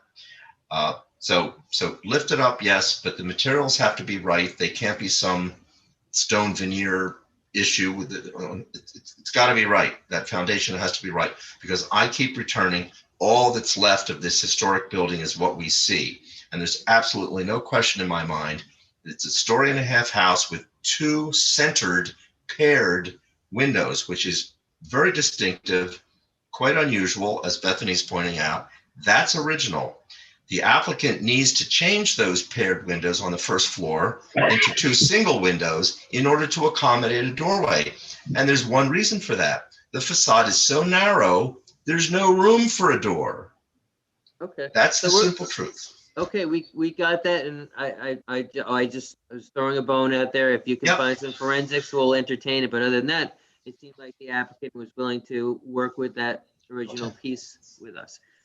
Judith, did I ask you for your opinion on this project as a whole? I think you did, but as long as he'll keep the original door on the side of the house, try to preserve as much as he can and do what Zach says about the foundation. I agree that there's no reason to put these 2 floors of glass out the back, other than that's what they want to do. But if it's all screened and we can't see it, I guess it would be all right. Bob? I said before, I think if it's screened and you can't see it from the street, it's fine. So applicant, I think you've heard from the board. What I take away from this is that we really need to look at preserving that original structure, and then all the original details that go along with the foundation and such. To Val's point in the back, yeah, I can see that, the damage is done with that addition that was done. I'm not disparaging your house in any way, but I think adding glass would be a huge improvement. But the busyness of the transoms and going completely nuts in the back with that, it looks like Kew Gardens or something. I really don't know. I think if you could take in what we've said tonight and try to meld that into a presentation, I think you have a POB. I understood, and I appreciate it. And we are, at the end of the day, okay keeping the front as is, if that's what the board would like. So appreciate the comments there. And so should we stick just to that for now? Discuss anything else? Should I just kind of focus on what you told me there for the next meeting and kind of that's kind of the whole project. I mean, Yeah, at I least mean, I think we covered a lot. Yeah, we covered a ton. Otherwise, we're going to be screening, like, the deer killed all of the existing, hedges around the property. So we are going to be re-hedging with privet and fixing fence and whatnot. I didn't know if we wanted to talk landscape items or should we focus on, it sounds like we should focus on the house and then get to the landscape items. Yeah, thanks. Okay. Great. Okay, sir, thank you for your time. And it's a heck of a project you got going on there. And engineering wise, it's a wonder. So good luck with that. All right, thank you. Thank you very much. Thank you. 11 Ackerley Street, please. Hi, this is Tom Amico, owner of the house. Great, I see that you had elevations for us. Yes. Oh wait, I have to share my screen.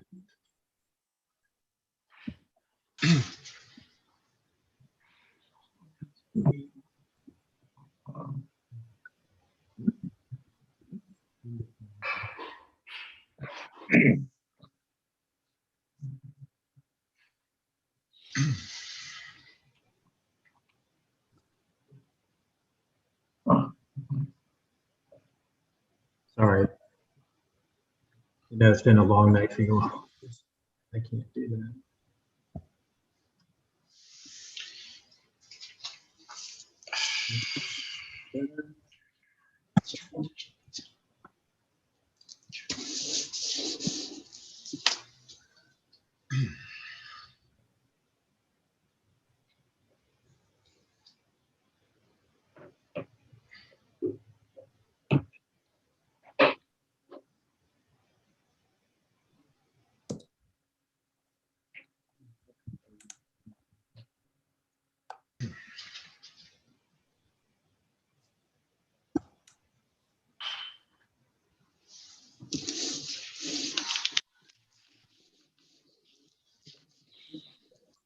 Let's go back to where.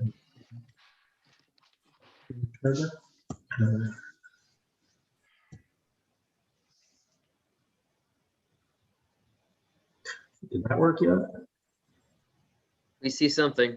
Did you see something? Oh, The good. rear of the house. I I believe. am obviously very computer challenged. If you recall, I've been here, I think, twice before. We had what was described as a monstrosity off the back of our house. I think that was the word that was used. It was. Yeah. Yes. So what we had tried to do was take from the peak all the way back to the end of the house, and somebody had suggested a dormer that would fit in better. So as you can see, that's what we have here now, with the peak of the dormer below the front of the house, and coming off, so you wouldn't be able to see it from the front. And it doesn't go the entire distance of the house. It's much more modest. And I think there's a side picture. If we could run through all four sides so we can get a bearing, that would be great. Sure. Okay, so there's one side, back. Just have the other side.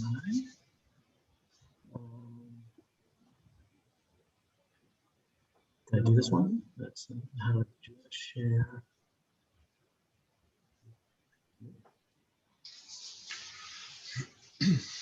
Share. Can you see this one? We're still looking at the rear of the house. You are, okay. All right. I think you have to close that one. No, the rear of the house. It's a new share. That one. We can have Carrie run through this if it's helpful. No doubt she's much more. There we skilled go. than Yeah, there you go. something new. So this is the east elevation. As you can see, before it would have gone all the way to the back. So the roof line from the end of the dormer is the original, to the right is the original roof line. So that's. Zach, how do you feel about this, Well, this change? yeah, I think the massing is obviously much improved. It would be very helpful, I think, if your board can see the existing conditions. I'm not just talking about the roof profile, but I'm talking about the fenestration, because I understand this is a discussion item, and so those are all the details that will come up later. But as far as the massing and the roof line is concerned, I think this is, potentially a happy solution. I think we can tell from that rear elevation that the side wall of this back extension is set back a couple of feet, several feet from the actual side wall of the house. And so that, I understand it's hard to sort of visualize that in elevation, but I believe that's true. So that back extension is set back from both sides, and that will help. That will help. Can we see the next elevation, please? I'd like to start with Zach and get his Of course, yeah. opinions. Can I ask a question while we're doing this? Is this the original? Is it extended, or has this been added to the bottom? That's what I was asking. You're not seeing an existing. I think you need to see existing house and then what will be proposed, both in terms of massing, additions, and fenestration. I think there. What I saw in the file was this is a discussion, and what we saw before was gigantic. I won't use what the other word was. Wait, time out. Yes, sir. And then the fenestrations, like Zach, we're going to need to know if these are being changed or not. So we're looking at a graphic. So if there's something that's somewhat palatable to the board, I'm trying to get some historic reference from Zach tonight, because there's not a lot of detail here. And I guess we'll send a paragraph saying, hey, we're going to need an overlay showing what is there and what. All of the above. So for discussion purposes, I think that this proposed extension on that upper story is certainly absolutely going in the right direction. It's not overwhelming the appearance or the massing of that original front story and a half house. Great. Next elevation, please, sir.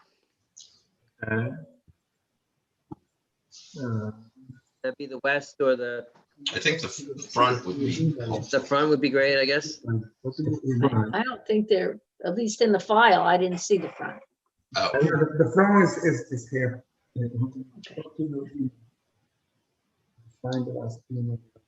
We can have Carrie help you out if she wants to. She can't. That would be great. I'm sorry to ask. Struggling here. I hate to ask her to do any more. I know it's been a long night already. While we're doing this, could I add, oh, never mind. I wanted, while that same picture was up. I can try to pull it back up. Well, Let me know how well that is. Carrie, can you lend a hand here, please, for us? Yep, I'm doing it right now. Sorry, Carrie. She's working on it.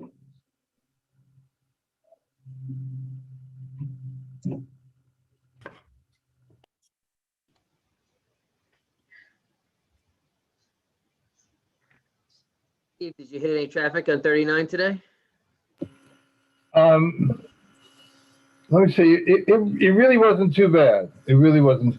The expressway is crazy. People doing 80 miles an hour on the expressway. So let me give you a pointer here. I've been on a Zoom meeting this week where someone actually joined from their car. Oh boy. Oh, wow. You get That's a stuck. problem. It's that's an option, evidently. I get too emotional during these meetings. I might make a mistake on the road. Oh, no. Okay, Zach, you're up. Oh. Okay. Can we see the front? I don't think there is a front. I'm afraid Bethany was correct. Well, all I can say is, sadly, I believe we've lost the front. Okay, can we go to another? Okay. So that's going to have to be rebuilt. But here again, I think you have the massing. I think that back extension on the first floor is again, it's distorting the final product here. I would only recommend that that be made less extensive. I also have a problem with constructing brick chimneys on the exterior walls of these historic buildings. That should be inside the house. That's already there, actually. That's what Fine. So that points to the problem that if we can't see the existing conditions, we can't judge what's being proposed. Okay, we'll get there. It's just that we were presented with a gigantic thing. Yes, And they and need this is to, getting instead smaller. of, Yeah, and they're they broke designing, that. and we need to give them a Yep. point of direction. Yep. Okay, so I guess that's, I'll go to the board. We've seen 3 sides of the structure, and we're assuming that, you know, that we would like to see the existing facade remain the same, so we can go from there. Yes. So we'll start with Bethany. Bethany, you've seen and heard the comments from our historian. What do you think about this direction? One question I had is at the side that we're looking at now, this would be the side that the shed is on. And where approximately is the shed? A lot for, like, how far away is the shed from the end of the house? The chair's original is, and it's in the back. It's probably 15 feet behind it, 20 feet behind it. From this corner here? Yes, yes, correct. All right. And that's the same. Because I could see location it with in the the back one, porch. you know, when you showed the back, I could see the shed. But Judith? now I don't. That's all Judith? I'm commenting. Yes, on. so I see the perspective on the shed. On See? that. Yeah. We can So the- always go to the site plan. Let's get everyone's opinion on the elevations. I'm glad that it's been shortened. Great. Judith? I think that they've come a long way and it's a huge improvement over their original plan. I would ask that the addition on the second floors that's jutting off the back, it's a good idea. I would ask that it not go right to the ridge line of the historic structure, but lower down slightly and come off the peak slightly lower down. Just the way the indentation of the sidewalls come in slightly from the historic building. I think the roof should also come down slightly just to show that it's, I don't know, just to make it shorter. And also, I can't tell how much has been added onto the back. No, that's Right, what I said. we'll get that handled. Okay. Steve Williams. Pardon me. I think Judith's comments are on point. I would also say I do like the dormer, and maybe it would look a little more balanced if the second floor part of that dormer was extended further, and the ground floor was maybe reduced in terms of the last two windows to whichever side. I'll call it the right side based on this diagram. Maybe to the middle of those 2 windows, or at least, and that all of that fell under the dormer, so that you have your square footage and a more traditional look to a house. But the first floor is original. Excuse me? On the first floor. I can't hear you. So the first floor is we're not changing the first floor here. There was no change, and you're asking us to change that? Oh, there's no change that, I'm sorry, I thought that was No, this is not an addition. The addition is the not. dormer is a The change. dormer is the only addition. And that So was to give you headroom, as I remember, right? Correct, yes. Yeah. So the first floor has not been lengthened at all. No. It's always come out that far. We're just enclosing the back porch. There's a small covered porch that we wanted to enclose on the, not on this side, on the other side. Well, that, Okay. Oh, okay. So Good. it has. Bob Adams. I think that that dormer should come back right to the spot where the addition is. That would just make it a little shorter. I think it would look a lot better. Val Florio, comments on It's Val. the direction of this, the evolution of this house. So I think he did a fantastic job with the addition. If he had come to us the first go round with this, I feel that it would have gotten a positive review right from the start. And what's, I think, hurting the applicant at this time is that this house is shrouded by some hedges. So the way that it's been graphically represented is true to the house. But what the board can't see is that this addition on the back is like non-existent. You cannot see it, including that little shed bump out to the, as you're facing the house on the right-hand side, it's existing, but it's, you know, none of this is visible. So the addition, I'm fine with it where it is. I don't think it needs to back off. It's a very nondescript little house relative to the houses on this street. So. Okay, I'm okay with applicant, it. I think you have some great input there. What I would say, I guess the housekeeping part Can of I this share a is that, screen just for a second? Would that help? If possible, just to show you, I think, the simplicity of what they're doing to this house. Is that, can I do that, please. Carrie? Yes, please. Yes, Okay. there you go. Great. So in looking at the flat roof section, they've literally just come off the back of this building with a little peaked roof addition. Can't see any of the windows and things that we just commented on, but relative to the house next door, look at the addition that they put on the back with the ridge comes off in a very similar way. So I think what they've done in terms of respecting the scale of this house is perfect, because even if that roof did drop down a few inches, I mean, this roof has a sag in it. This house is so old, but the little peak roof behind this front-facing gable, I'm perfectly fine with letting that ridge come off the center of the roof as they have it proposed. At the So- same height? yeah, because you can't really see it at all. Yeah, okay, And it's okay. a small house. Wow. Yeah. And the My addition comments- also, if you look to the side, everything that we just spoke about with the glass, I mean, this house is nearly invisible from the street. You can't see any of the addition that they're putting onto the back. So if you could help us out here with technical drawings, I realize that our first go around didn't go so well, and it's a matter of, you know, how much you're going to expend on, you know, drawings and things. I understand all that. But going forward, it seems like you have come up with a program that's, I haven't heard, you know, a negative response here.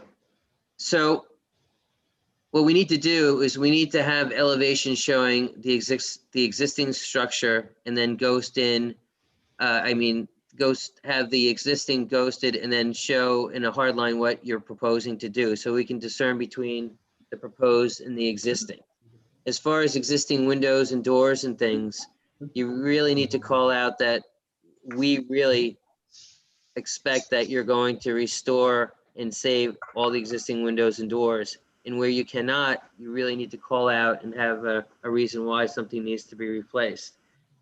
So that is super important. And then the site plan should show how this whole site is working. And I think we're on a way forward. Okay, that's great. That's fine. And we appreciate it. I think there are a lot of great comments there that we had tonight. And thank you very much for that design. Thank you. Thank you. See you next time. Yes. Hopefully with architectural drawings. Yeah. Thank you. Bye-bye. Thank you. 25 Terry Drive, please. Hi, evening members of the board. My name is Tate Overton. I'm representing John Graves, and I will share. I'm the architect. John is the owner. I will share my screen.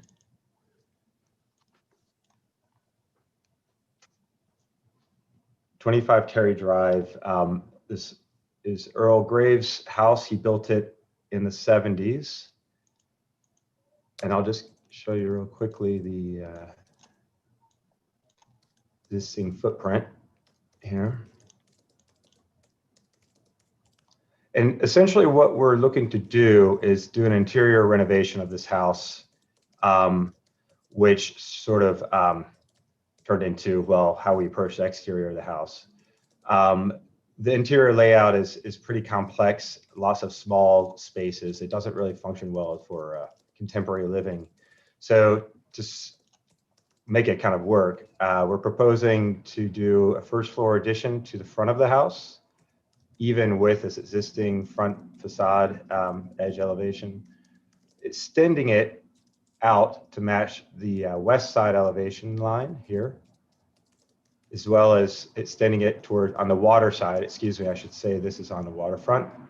We're extending the portion of the house here, again, first floor, one floor addition towards the water side, then infilling this zone here on the water side, and then building out this existing shed, which is shallow on the east side. This is going to the ZBA for review, as well as the Harbor Committee, of course. And the ZBA is due to the fact of this setback, which we're encroaching by matching the existing facade of the house. Let me just zoom in here. So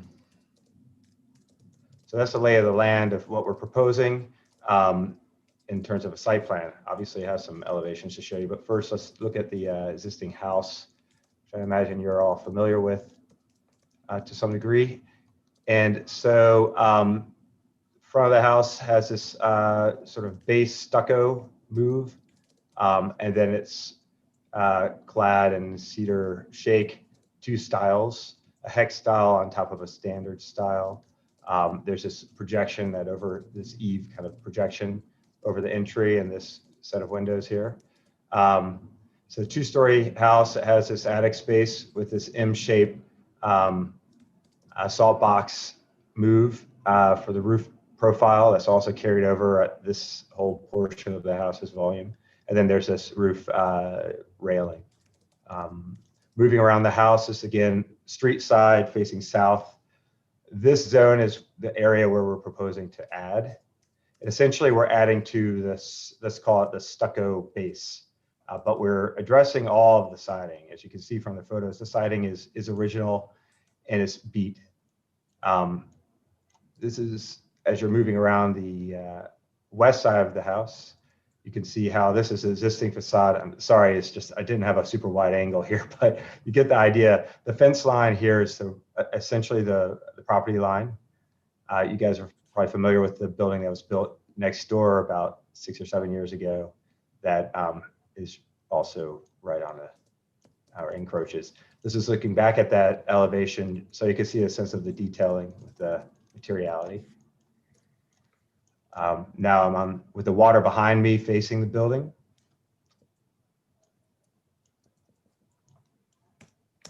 Looking at, again, the profiling of the house. Continuing on to that extra high, kind of double height living room space beyond.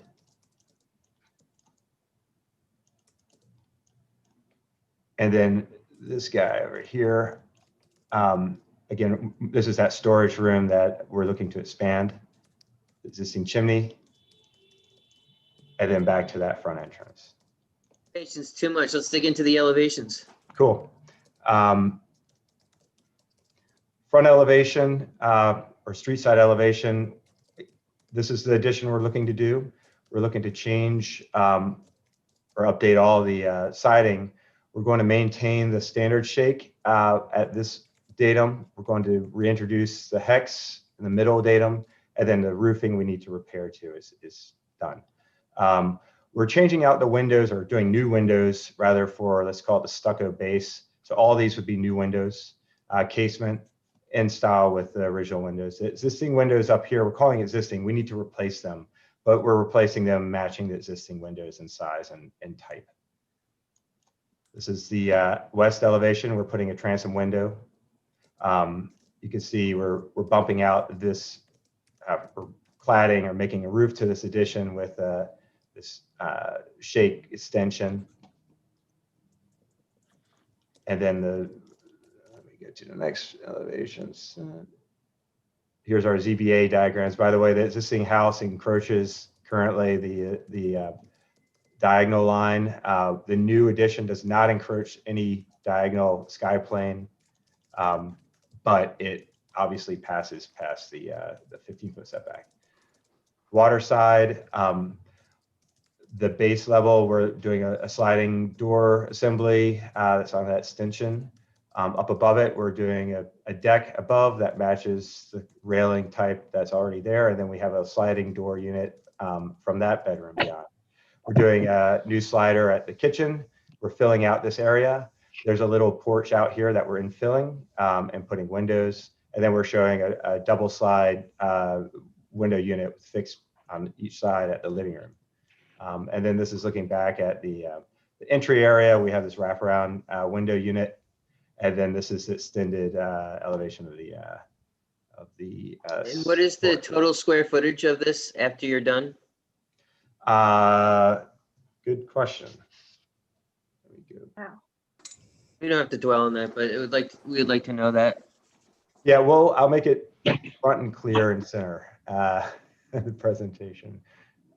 Obviously, we're going to be following up with more presentations as we get through the zoning. Existing structure is 40. Well, this is cubic. Excuse me.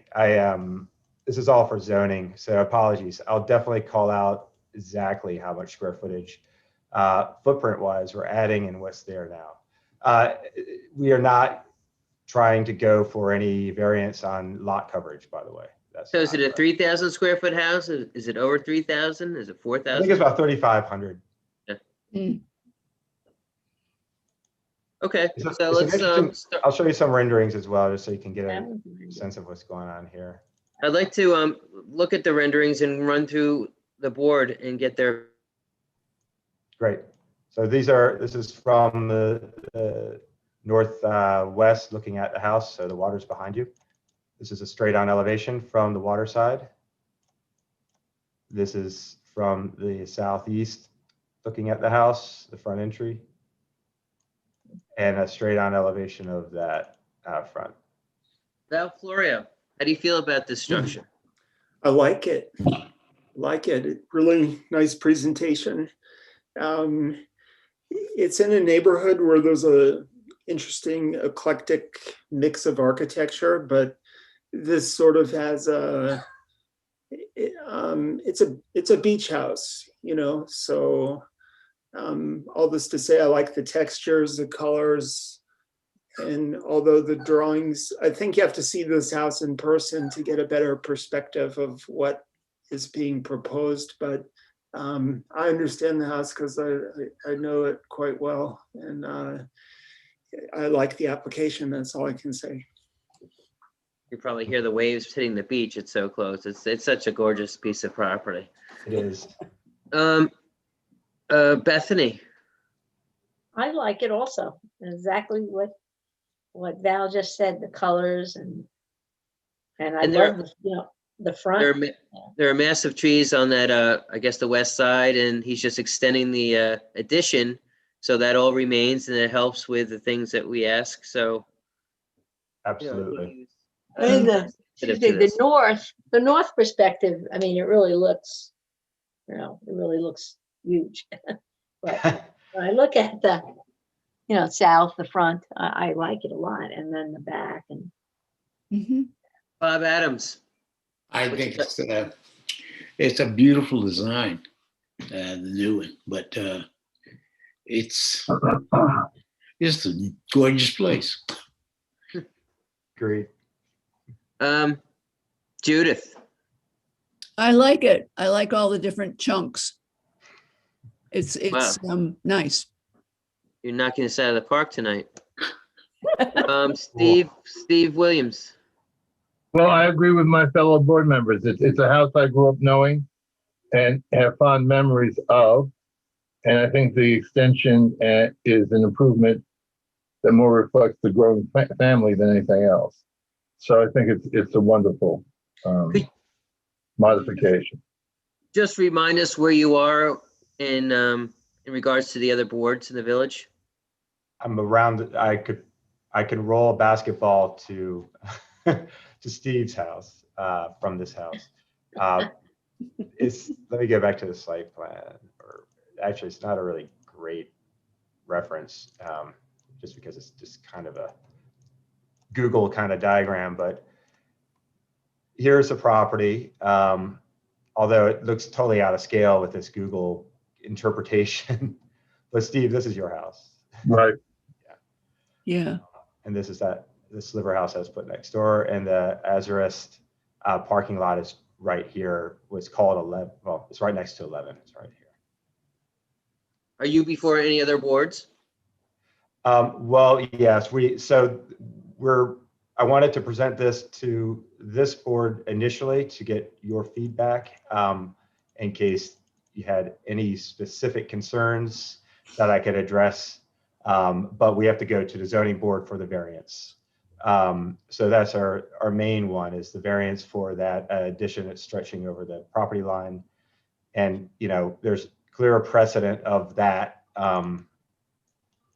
that was actually breaking many zoning rules here with this property. We're not looking to do that. Extreme level of impact on the property. And then because it's on the waterfront, we'll be going to the Harbor Committee. And then the $1 million question is, do you have any feedback from the neighbors? Not as of yet. We will be asking them for letters.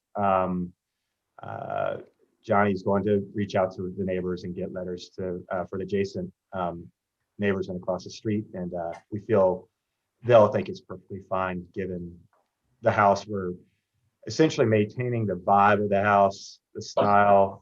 We're just updating it, and we're not doing anything that's impacting anyone's view of the water from their home. So I think we're going to be okay. Well, it looks like you have the way forward, and congratulations. Thank you. Appreciate all of your comments. It's great to hear. Thank you. Okay. So Liz Val. Yes, we need to Please. announce the resolution, which will set the architectural review consent agenda policy and procedures. And I just want to review very quickly those applications that will be eligible. So it says painting or paint color changes, decks and patios, roofing and new roofing, walls, brick and masonry, signs and awnings, fencing and gates, driveway aprons, new driveways, and it says repairs, replacement, and kind. Now tonight, Dean, you did mention landscaping, and you asked to have something for landscaping be reviewed by the consent agenda committee, but that wasn't on our list. Should we add it? You can add it on this resolution. It's up to you. It's up to the board. Well, not a whole landscape, how about no for right now? Okay. All right. So those are the items that can be referred to this committee of two. You will also have to appoint 2 board members for this month that can get referred applications to review. They should review them together. So what about that one that we talked about that they 11 Carver for the 2-person committee for the landscaping? It really shouldn't go. I made a mistake. Okay, it's okay. So it just put it so enthusiastic. It's fine. Don't waste time putting it before the committee, because then the committee has the authority to just put it back before the board. So let's just keep it before the board for now. Right. So what are they? So because they are definitely going to call Have tomorrow. them speak to me. It's fine. Okay. Just have them call me. No We'll problem. see them in 2 weeks. I apologize. No worries. So anyway, so how do we go about? Do we make a resolution, or I have a how do we? resolution I drafted that's before the board to set up this consent agenda policy. And if you could make a motion to adopt it, that's the first step. I make a motion to adopt the Committee of Two resolution. Do I have a second? Second. All in favor? Aye. Opposed? Do I have a motion to adjourn this meeting? I'll make that motion. That's Bethany. Wait, second? Oh, we want to keep it Second. going? Okay, that's Somebody Judith. second. Who's second? Judith. Judith, I think. Thank I you, Judith. think I made it. See you all very soon. Thank you very much. Thank you. Thank you. Bye, Good night. everyone. Good night. Good night. Seeing the end to the tunnel.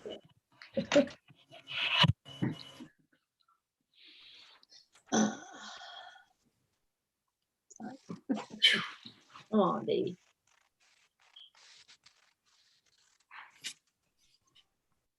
Have a good night, Mr. Adams. Good night.